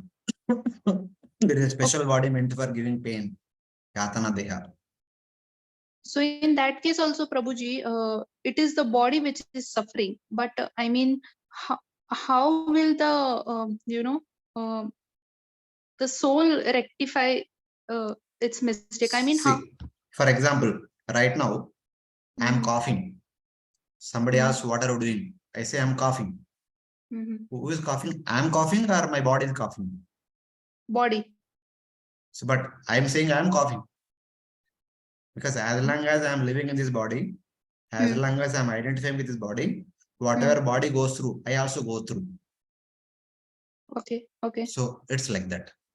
As long as that sinful living entity having gone to hellish planets. So because he has done some sinful activities in the past life, so goes through the punishment. Because that identity with the body does not go away that easily. Even though we are practicing bhakti, we also are not lost that identity. We are still identified with the body only. So as long as that identity is there, we need to go through the karma cycle. So when the punishment is being given, okay, and once the punishment is over, who remembers that, okay, like this the punishment was given? Does the soul remember it? Subtle body remembers. Okay. Subtle body, the one who decides what to do, what not to do in the future. When the subtle body going through the pain, it says that, okay, भविष्य में कभी वापस जन्म लेंगे, ऐसा पाप कृत्य नहीं करने का करके. So that's why if you see some children, we can see some intuition. When children, when they see something, they actually fearful of those things. They stay away from such kind of things. But they must have had some bad experience in some time in the past. Okay. So something like that, we can understand. Okay. Thank you, Prabhuji. It is a subtle body which stores all the experiences and which also indicates what to do, what not to do in the future lives. When does the soul take the authority, Prabhuji? I mean, still here it is the subtle body who is, giving directions. When does the soul start taking the charge? When we give up identifying with the body, when we are self-realized, then the soul takes the authority. Okay. Okay. Thank you, Prabhuji. Hare Krishna. It is that platform is called Jivan Mukta platform. When one comes to Jivan Mukta platform, then though one is residing in the body, at that time one does not identify with the body. One is only identifying with one's own soul. That time, whatever happens with the body, that person is not at all affected by that. He is already on the soul platform. So it's like that. Yes, Prabhuji, thank you. Prabhuji, these 7 planets are shown as a tunnel in this video. So my question is that when this body, when after death, if someone has to go to hell, do they have to pass all these 7 layers, 7 planets, Atala, Vitala, or directly to hell? No, they directly go to hell. They have a different entry. They are not connected to each other as shown in the video. Okay. Okay. My question is regards with Lord Shiva and Rudra. Does Lord Shiva extend as 11 Rudras identified by different names, or it is one of the Rudra who's named as Lord Shiva? Sadashiva expands as 11 Rudras. One of the 11 Rudras is called Shankara, whom we call Shiva. Okay. The one that we see in the television and everything. Yeah, because all the 11 Rudras are also expansion of Sadashiva. We can call everyone as Shiva only. So like that also. Okay. Okay. But the one that we worship, Shiva, is the Shankara that you're talking about. Yeah, that is Shankara, who stays in Kailash, in the upper Himalayas. Okay. And his wife is Gauri. Parvati. Okay. Thank you, Prabhuji. Even other Bhavani and all these, they are also kind of expansion of Durga Devi only. The main Mula Prakriti, her expansions only. They are simultaneously same also, different also. It's not that. But are they married to Shankar only or other Shivas? See, Prabhuji, they are all same only, but for the purpose of pastime, they appeared in 11 forms. The same Sadashiva expands into 7 male forms. The same Prakriti, Durga Devi expands into 11 female forms. Yes. They will have 11 different names.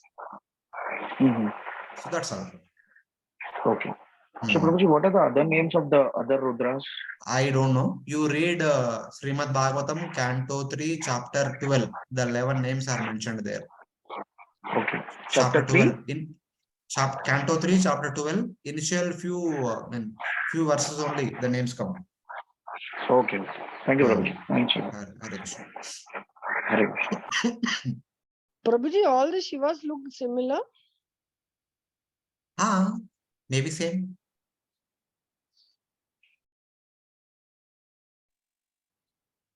Maybe same. Hare Krishna. Yes, Prabhuji, I just wanted to ask, this Bhumandala which we are referring, is it the globe Earth which we are, is it the same as the globe Earth, or because these hellish planets which are there, 1 lakh yojanas and 7 states, it is mentioning 100,000 yojanas. The globe Earth is not, as we know, is not that, the core of the Earth at least is not that.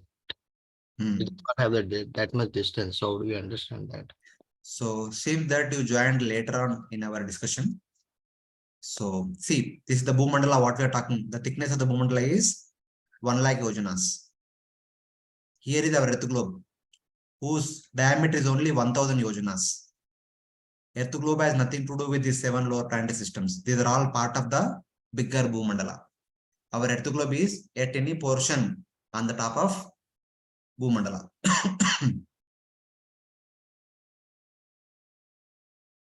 Okay.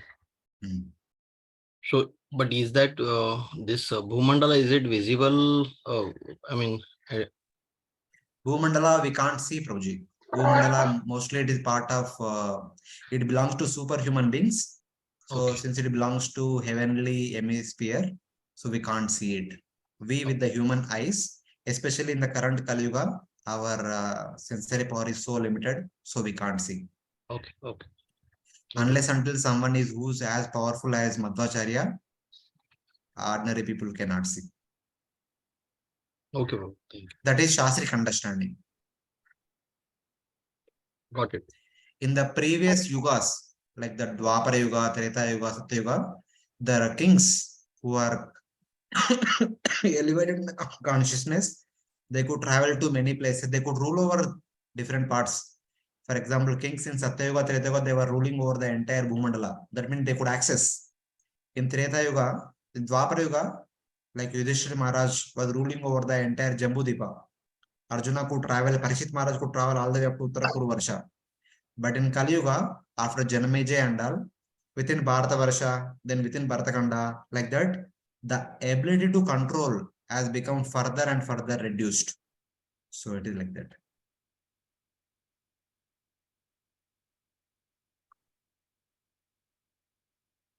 Hare Krishna, Prabhuji.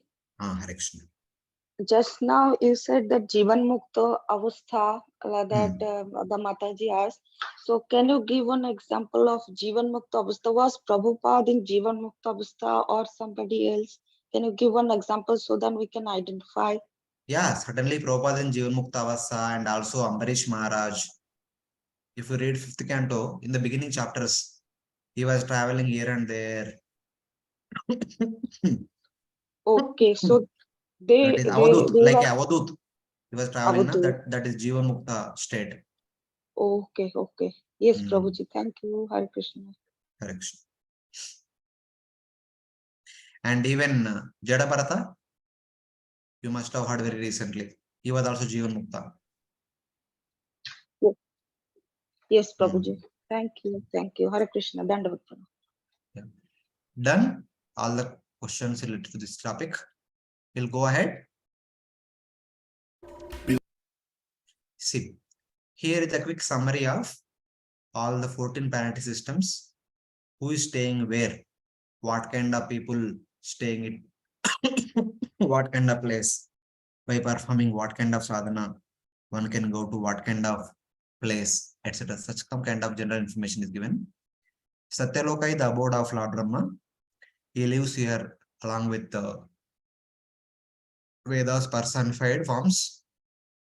All the Vedas have their personified forms. Rigveda, Yajurveda, Samaveda, Atharvana Veda, all the Upanishads, all the Puranas, all the Itihasas, every scripture has a person.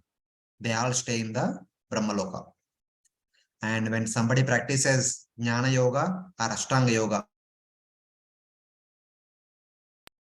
seriously, sincerely, as it is presented in the Bhagavad Gita, chapter 4, chapter 5, chapter 6, then following the path of light, which is mentioned in the chapter 8, they will go to Brahmaloka. And it is said that there they will stay till the end of the day of Brahma.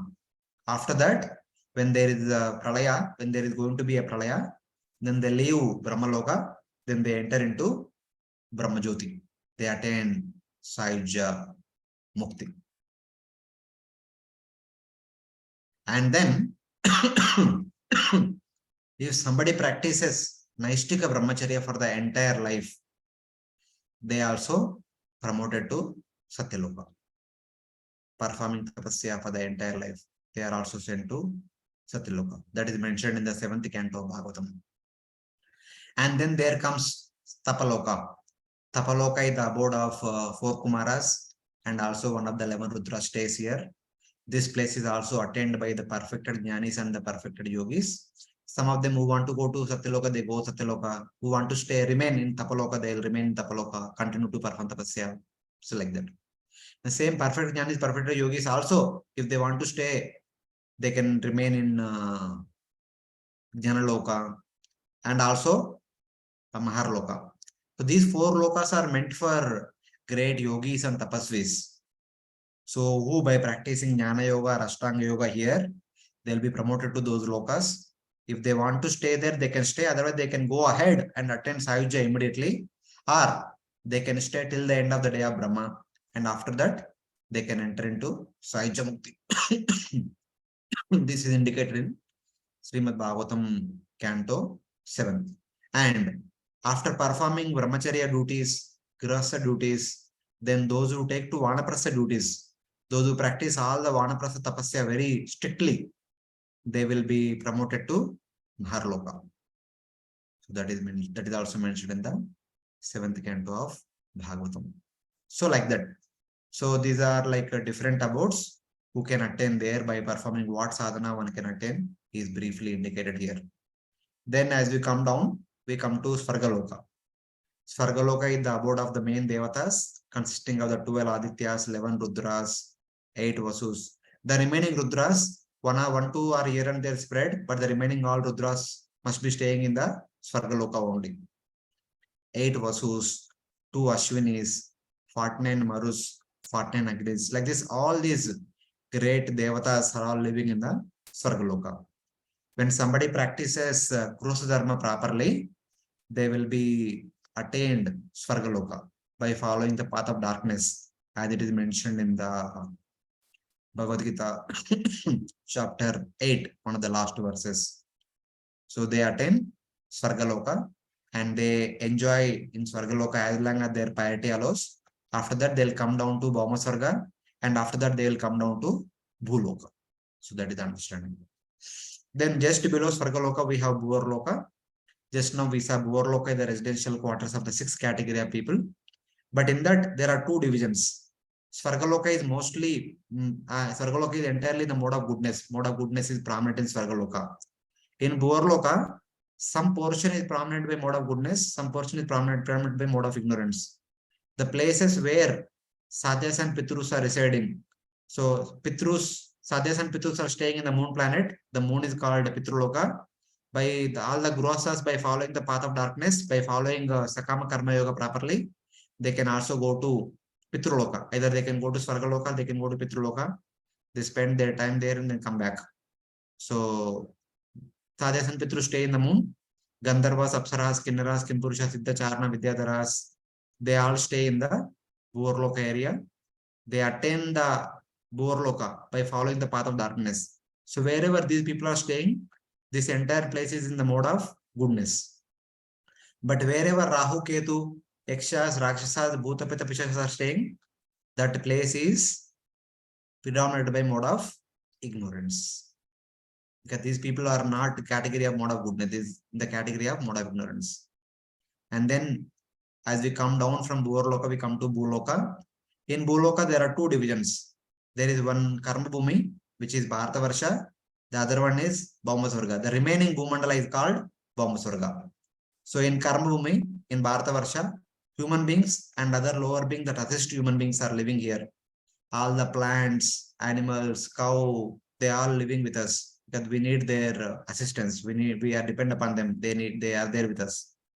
But in the remaining part of the Bhumandala, that is called Bhaumasvarga, Devata-like beings descending from Divya-svarga and on their way to Bharatavarsha, they take birth in Bhaumasvarga, they spend 10,000 years here, and then they take birth in Bharatavarsha as human beings or as animals according to their karma. So this is the intermediate Svarga, Bhaumasvarga is. This is the main Svarga, then the Pitruloka, then this is again Bila-svargas, Bhuvar-loka Svarga, then comes there is Bhaumasvarga.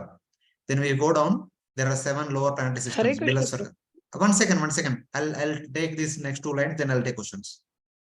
Then there comes Bila-svarga, Atala, Sutala, Talatala, and Rasatala. These are all meant for Asuras. Mahatala and Patala are meant for Nagas and serpents. Vitala is meant for the Yakshas, Rakshasas, Bhuta, Preta, Pishachas. So like that.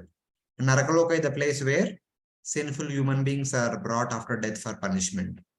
Only human beings from Bharatavarsha will be taken to Narakaloka, not everyone. All others are not brought here. So this is the divisions. You see, if you count 1, 2, 3, 4, 5, 6, 7, and here 8 to 14. These 7 lokas are in this. 7 plus 7 total 14 lokas. So it is like that. Yes, Mataji. Prabhuji, why they don't take birth directly in Bharatavarsha as human beings? Why they have to go to Bhaumasvarga and then come to Bharatavarsha, the fallen Devatas? I don't know. It is said like that. Before coming to Bharatavarsha, it's like Swarga, there is greater range of opulence are there. And Bhuloka, there are lesser, I mean, in the Bharatavarsha, there are meager happinesses, the meager facilities are there. So there should be in between also. So that's why they might be given birth in Bhaumasvarga, and then they have to adjust to lower category of surroundings. No? So that could be one of the reasons. Thank you, Prabhuji. Hare Krishna. Hare Krishna.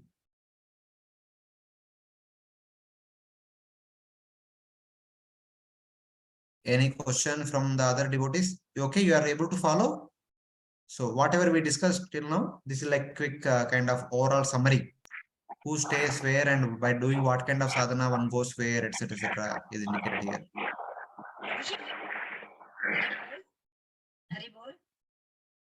Prabhuji, can you hear me? Can you speak louder? Can you hear me? Yes, Mataji. Prabhuji, Prabhupada has stated that this Krishna consciousness movement will last for 10,000 years. Is there any thing regarding this? Because you said the Devatas, they come, they stay in Bhaumasvarga 10,000 years and they come to Bharatavarsha, like that you said. So in the same... Not Devatas. Those human beings who by performing tapasya, I mean, by performing piety, when they go to Svarga, they spend their piety in main Divya-svarga, then they come to Bhaumasvarga, again they take birth in Bharatavarsha. The Devatas cannot fall from Svarga. They have to continue their duties for 1 Manvantara period. Afterwards, they will be sent back home, back to Godhead. The Devatas don't run here and there.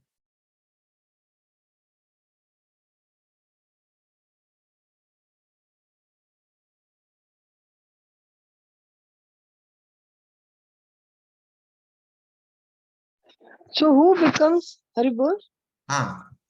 Who becomes the Devatas? So basically very, very pious entities who have developed their so many qualities. If suppose if one wants to become Indra, that person need to perform 100 Ashwamedha Yajnas. Whoever with a desire to become Indra performs 100 Ashwamedha Yajnas, he will become Indra in the next Manvantara. So that is the understanding. That's how it is. So like that, for everyone to become any particular Devata, there is a particular sadhana. Whoever does that strict sadhana, they can become that particular Devata. That's what Shukracharya was performing 100 yajnas for Bali Maharaj, so that Bali Maharaj could continue as Indra. So Lord Vamana came and stopped the 100th yajna. In one sense, it was stopped as well also it was completed. So from Bali Maharaj's point of view, it was stopped. That's why he could not become Indra immediately. But from Lord's point of view, it was completed, but he will become Indra next time because already Purandara is in charge of the Svarga. So let him continue for this Manvantara. May you become Indra next Manvantara, something like that.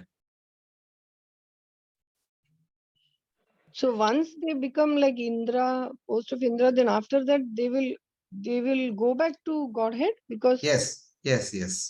All the principal Devata, the main Devatas, because they are all serving the Lord. It is all on behalf of Lord Vishnu. It is Lord Vishnu who is responsible for the maintenance of the universe. And Indra and other Devatas, they are maintaining the entire universe on behalf of Lord Vishnu. Because they are serving Lord Vishnu for such a long time, one Manvantara period. So they will be taken back to Godhead. so even if they have any mixed this, they will be purified gradually and they will become pure and they will go back.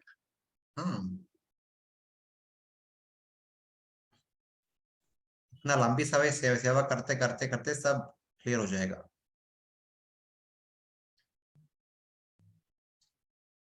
Hare Krishna. Hare Krishna. So the Yuga cycle also applies to these lokas also, right? Kali Yuga. No. Yuga cycle is only for Bharatavarsha. Only for Bharatavarsha. Only for Bharatavarsha. So when Kalki Avatar comes and reclaims the pure soul. It's only for Bharatavarsha. Okay. Prabhuji, in Bhuvar-loka, it is written Devata-like beings descending from Divya-svarga and on their way to Bharatavarsha. Why should they descend to Divya-svarga? So these are not main Devatas. Devata-like beings means those who performing piety, those who go to Svarga. See, in Svarga at the beginning of the Manvantara only the main rulers, the 3.3 crore Devatas or 33 crore Devatas, whatever number we come across, they are already there. Like the Native Americans, they are already there in America. You got a visa for 1 year, you go to America. After 1 year, you have to come back. You can't stay more than that. They will not allow you. So by piety, they go there and they come back again. The other people, that's what Lord Krishna says. Na, if some Kshatriya dies in the battlefield, they will be promoted to heaven. That is what happened na, when Yudhishthira Maharaj went to heaven. First of all, he saw Duryodhana, Karna, Dushasana, all the Kauravas only received him. वो तो क्या हो गया, एक कौरव सब इधर स्वर्ग में क्या कर रहे हैं, ये तो इतना मंदबुद्धि वाला है, कुछ समझ में नहीं आता है इनको धर्म के बारे में, स्वर्ग कैसे आ गया. Then Indra says that because they died in the Kurukshetra battle, Dharma Bhumi, and they died in the hands of all of you, they have come to Svarga. They will stay in Svarga only for 3000 years. Afterwards, they will go to Naraka and they will suffer for a long time. That is unlimited time. So like that, Indra says. So it's like that.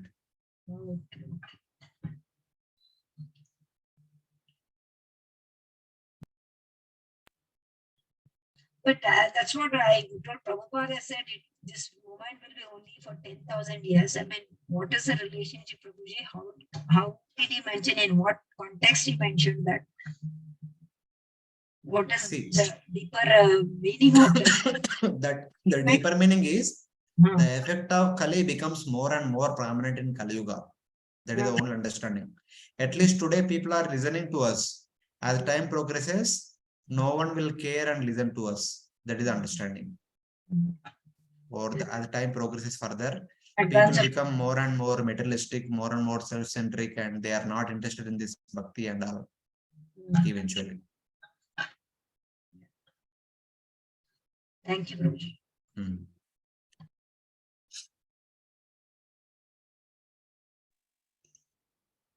Okay. Who is Daityas? Daityas and Danavas. Can you explain? Daityas are the sons of Diti. Kashyapa had married 17 daughters of Daksha. So one of the 17 daughters, her name is Diti. So Diti first gave birth to Hiranyaksha, Hiranyakashipu, and their children, their grandchildren, their descendants are called Daityas. There is one more daughter of Daksha was Danu, and she gave birth to 49 Danavas. And they married, they gave birth to children, grandchildren. Their entire lineage is called Danavas. Like generally we refer Danavas as Asuras. So what are Daityas? They are also Asuras? Daityas, Danavas, both combined together are Asuras. Asuras. What type of Asuras? Okay, thank you, Prabhuji. Hare Krishna.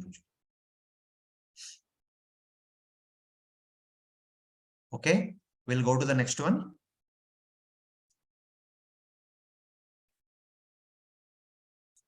Is 516, 332, 530.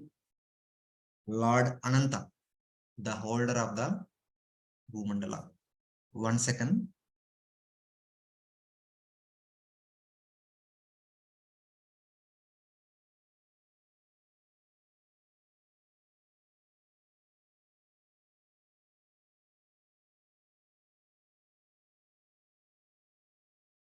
So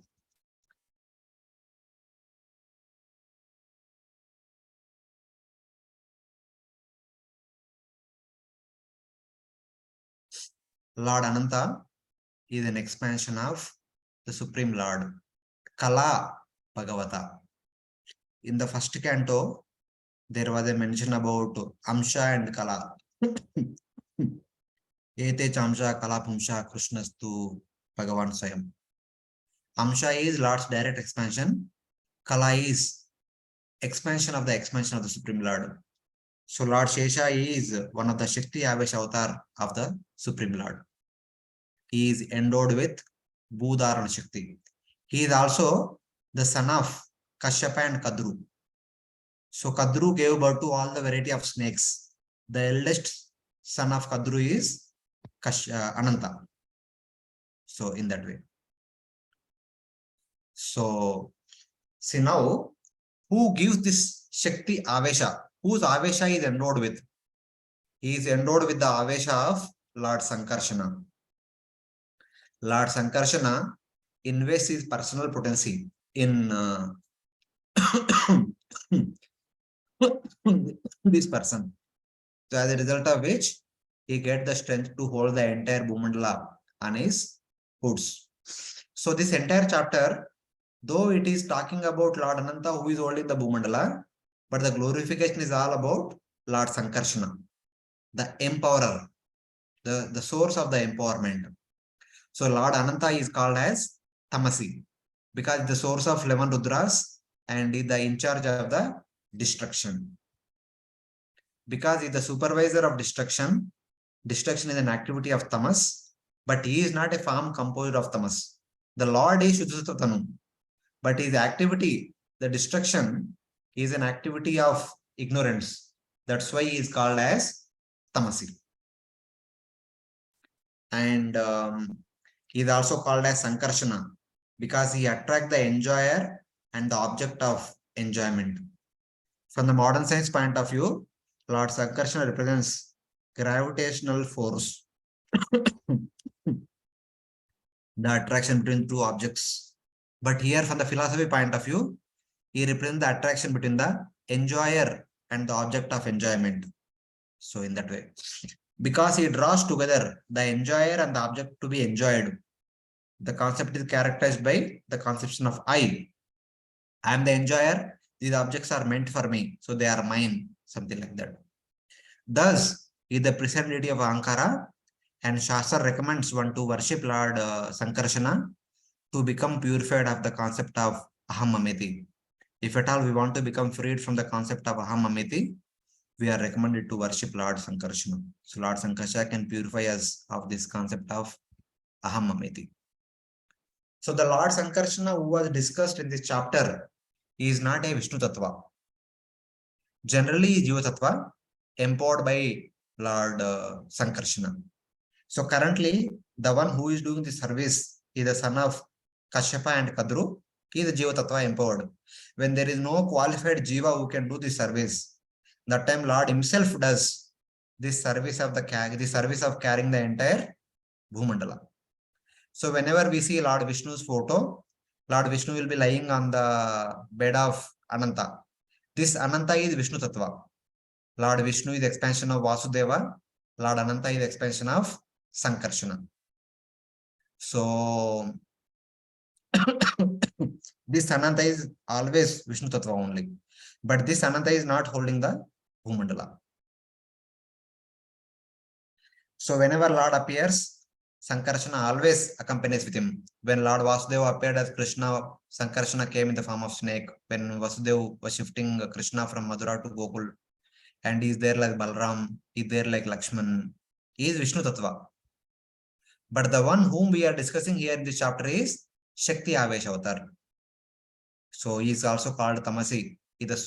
And from him comes Lord Rudra. It says that in each creation, the living entities are given a chance to close their business as conditioned souls. In the entire day of Brahma, Lord Shesha holding the Bhumandala and waiting. अभी मैं आप सबके लिए wait कर hold कर रहा हूँ भूमंडल को, ताकि आप सब लोग भक्ति करके भगवतधाम चले जाएंगे. But Lord Sankarshana becomes very angry when many of us do not take to bhakti and go back to Godhead. That is what is indicated here. In each creation, the living entities are given a chance to close their business as conditioned souls. When they misuse this opportunity and do not go back home back to Godhead, Lord Sankarshana becomes angry. Then, as he desires to destroy the entire creation, from between his two moving eyebrows appears three-eyed Rudra, composed of anger, with 11 expansions, carrying a raised trident. So he waits till the evening, evening of Brahma's day. Then he becomes very angry. आप लोग को इतना time दिया फिर भी आप लोग भगवतधाम चले गए नहीं, आपको रहने का कुछ लायक नहीं. He becomes very angry. From his brukuti comes 11 Rudras, and they open their third eye. From their third eye comes the fire. That fire burns every living entity that is there on the Bhuvar-loka, Bhuvar-loka, Svarga-loka. That's how, at the end of the day of Brahma, annihilation takes place because of the anger of Lord Sankarshana. So like that. He is the order of the Bhumandala. He is also called Akshiti Mandalam. On one of his 1,000 oats, like a white mustard seeds. So when you hold the Bhumandala, he feels to be like a white mustard seed. Yasedam Kshiti Mandalam Bhagavato Ananta Murte Sahasra Shirsha Ekasmin Eva Shirshni Driyamanam Siddhartha Eva Lakshate. He feels to be like a Siddhartha, matlab white mustard seed. It does not feel to be heavy. It is only like a small rye particle. So that is the greatness of Lord Ananta. He is situated below the lower planetary systems, and actually it is easily supports the entire Bhumandala for its continued existence, so that it does not sink into Garbhodaka ocean. It is Lord Shesha comes in between Garbhodaka ocean and the Bhumandala, so that the Bhumandala does not sink into Garbhodaka ocean. Mule Rasaya Sitatma Tantro Yoli Layakshmam Ste Vibharti. Thus, he is known as Sarva-loka Dhurandhara, because he is holding the Bhumandala, and hence the upper planetary systems are also located in their particular position stationarily. So he is called Sarva-loka Dhurandhara. Since the Lord is unlimited, who even with 1,000 tongues can count the power of the great Lord Ananta. Lord Ananta, with 1,000 heads, placed on just one of his heads the small particle known as the Bhumandala, Bhugolam, with its mountains, rivers, oceans, and all living beings. Sri Murdhini Arpitam Anuvat Sasra Murdhno Bhugolam. The entire Bhumandala, Lord Ananta kept on one of his hoods, and he feels it like to be Anuvat, like a Paramanu only. Matlab, though the Bhumandala is very heavy, he is carrying it on his hoods, he does not feel the heaviness of that, because he is completely immersed in glorifying the Lord's wonderful glories. That's why he does not feel that something is heavy.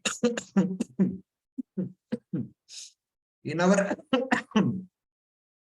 ISKCON painting, and before that, so this shloka and the previous shlokas, this shloka, the above shloka, in all these shloka translations, Prabhupada translates the universe. Lord Shesha holding the universe, Lord Shesha holding the universe, Lord Shesha holding the universe.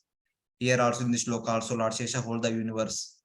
So reading those translations, our ISKCON devotees made this painting. They kept Shesha here and the entire universe they kept on the hood of Shesha. But this is not right. This is wrong. Shesha is not outside the universe.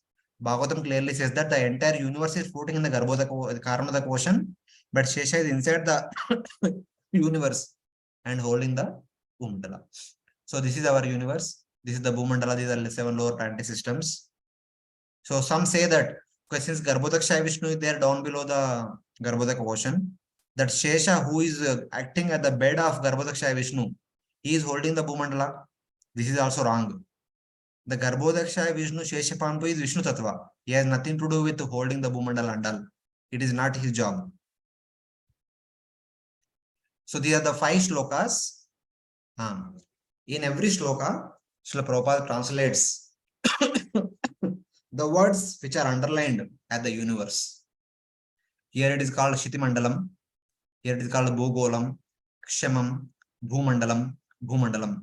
In all these places, Srila Prabhupada translates these shlokas as the universe, Shesha holding the universe, Shesha holding the universe only.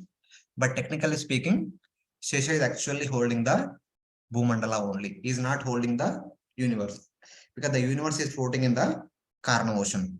That is mentioned in the 2nd and 3rd cantos. Varshapuga Sahasrante Tadandam Udakeshayam. Andam. The Brahmanda is taking rest on the Karna ocean. Hiranmaya Sa Purusha Sahasra Parivasaran Andakosha Upavapsu. Andakosha. The Brahmanda with 7 koshas, the 7 coverings, it is situated on the just above the water. Apsu. So there is a clear-cut understanding about this. So, so here we have the entire Bhumandala, the 7 lower planetary systems. Here is Shesha, who is holding the Bhumandala alone. This Shesha holding the entire Bhumandala.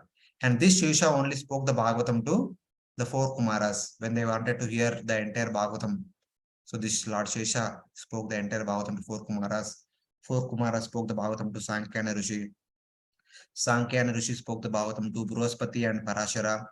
Parashara spoke to Maitreya. Maitreya spoke to Vidura. 3rd canto, 4th canto, that comes in the line of Kumara Sampradaya, which they heard from Lord Shesha.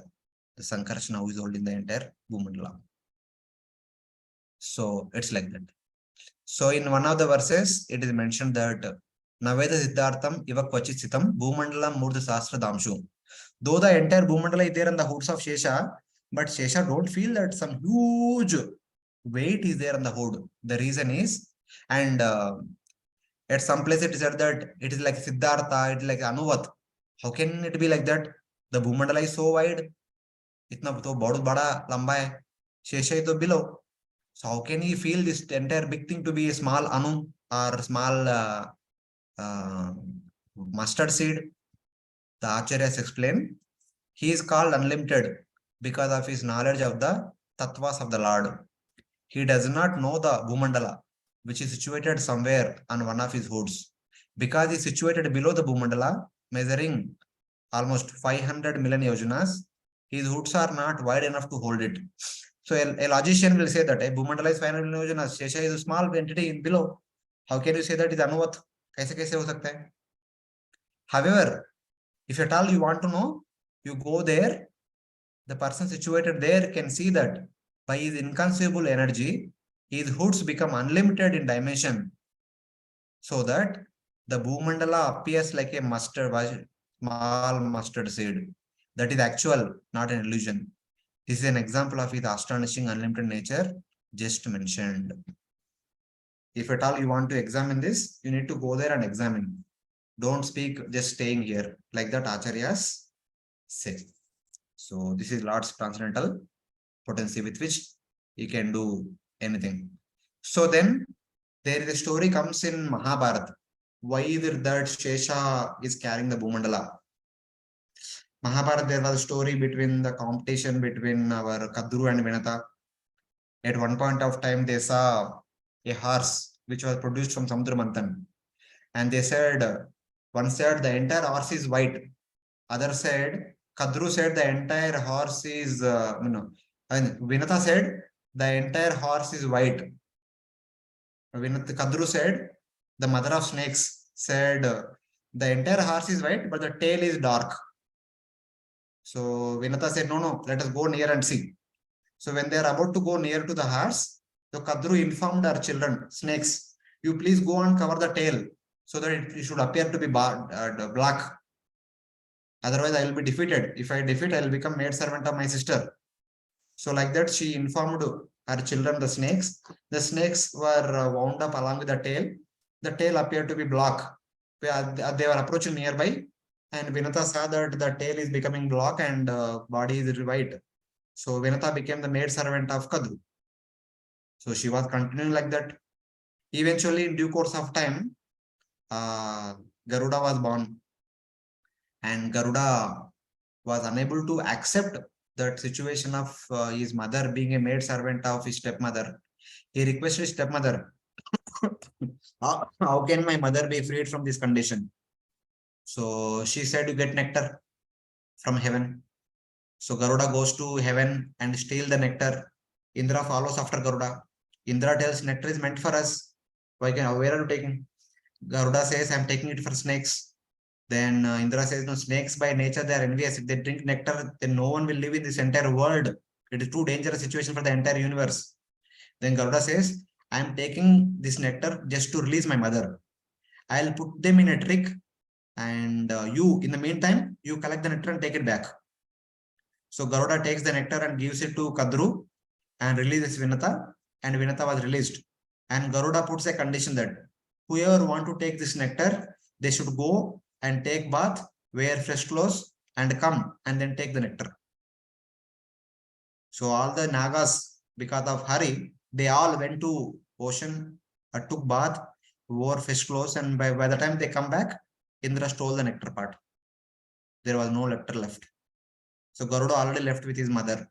That's how Garuda released his mother.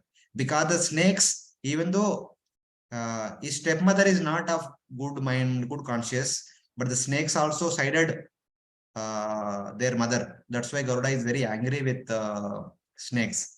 Whenever he sees snakes, he immediately catches them, eats them, or kills them, whatever, according to him. So seeing all these things, envious mentality among the stepbrothers.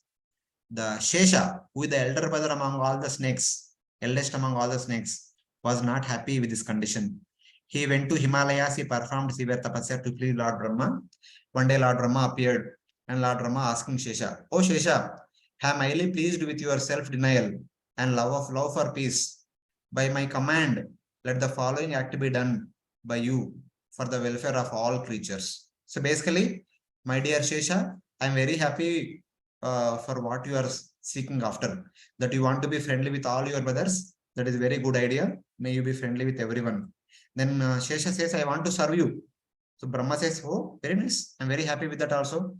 He says that you must bear this unsteady earth, unsteady Bhumandala, with all its mountains, forests, seas, mineral reservoirs, and cities. Arise, hold her in a place so that life be not disturbed. You please go down below and hold the Bhumandala so that people on the Bhumandala they can live happily. So then Shesha says, O divine Lord of all creatures, O granter of boons, O Lord of the earth, O Lord of every created being, O Lord of the universe, I shall hold the earth steady as you command, but please place it upon my head. In obedience to Lord Brahma's command, the elder brother of the king of the snakes. King of the snakes is Vasuki. Vasuki's elder brother is Shesha. Shesha, entering into a hole, went to the other side of the Bhumandala, and he held the goddess Bhumandala upon his head with her belts of seas all around her, with the seven, what do you call that? 7 Dvipas, 7 oceans, Jambu Dvipa, all Varshas. Everything is kept on the heads of Lord Shesha. So this is the background story of Shesha, who and why he is holding the Bhumandala, etc. Any questions related to Shesha?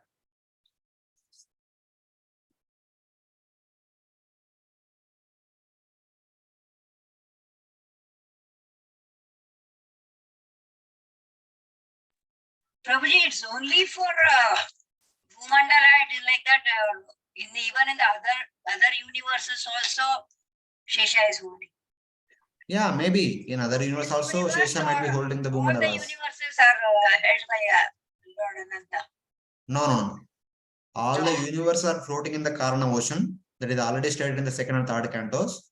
Within each and every universe, the Bhumandala is held by Shesha. Every universe. Yeah, if the structure is same or similar, same kind of arrangement will be there. Yeah.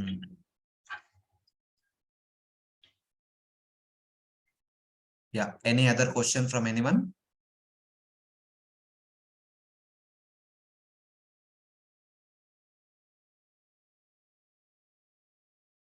Hare Krishna, no questions.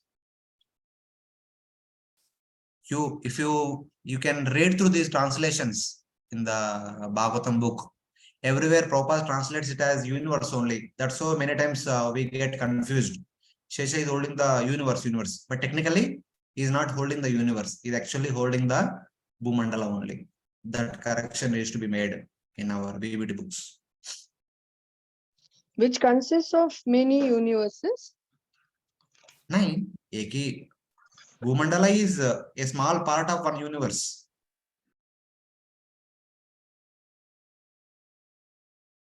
So he is holding only a small part of one universe, or? He is holding one of the 14 lokas of the one universe. That's all. Then there are many more universes also, no?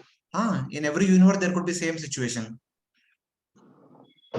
There will be a different personality who would become Shesha in that universe. Thank you.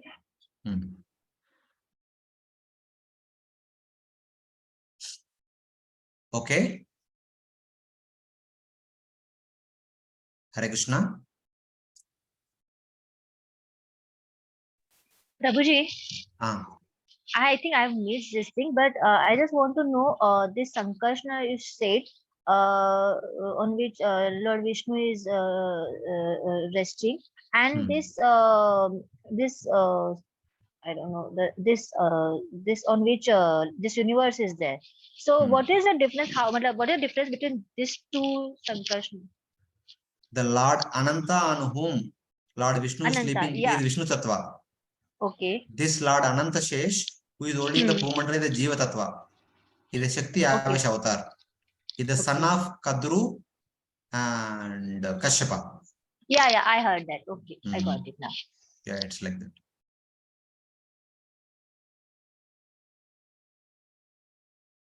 Okay.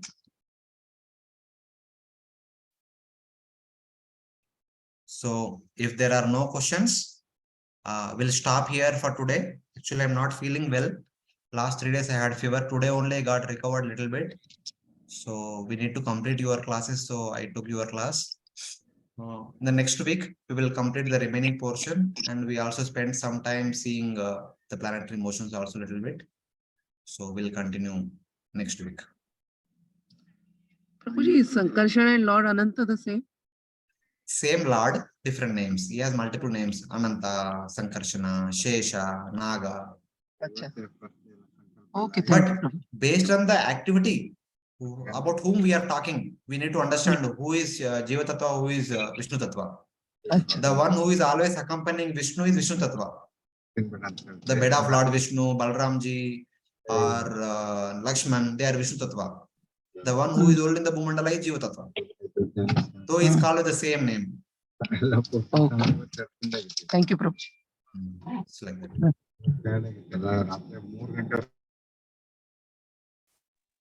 Okay.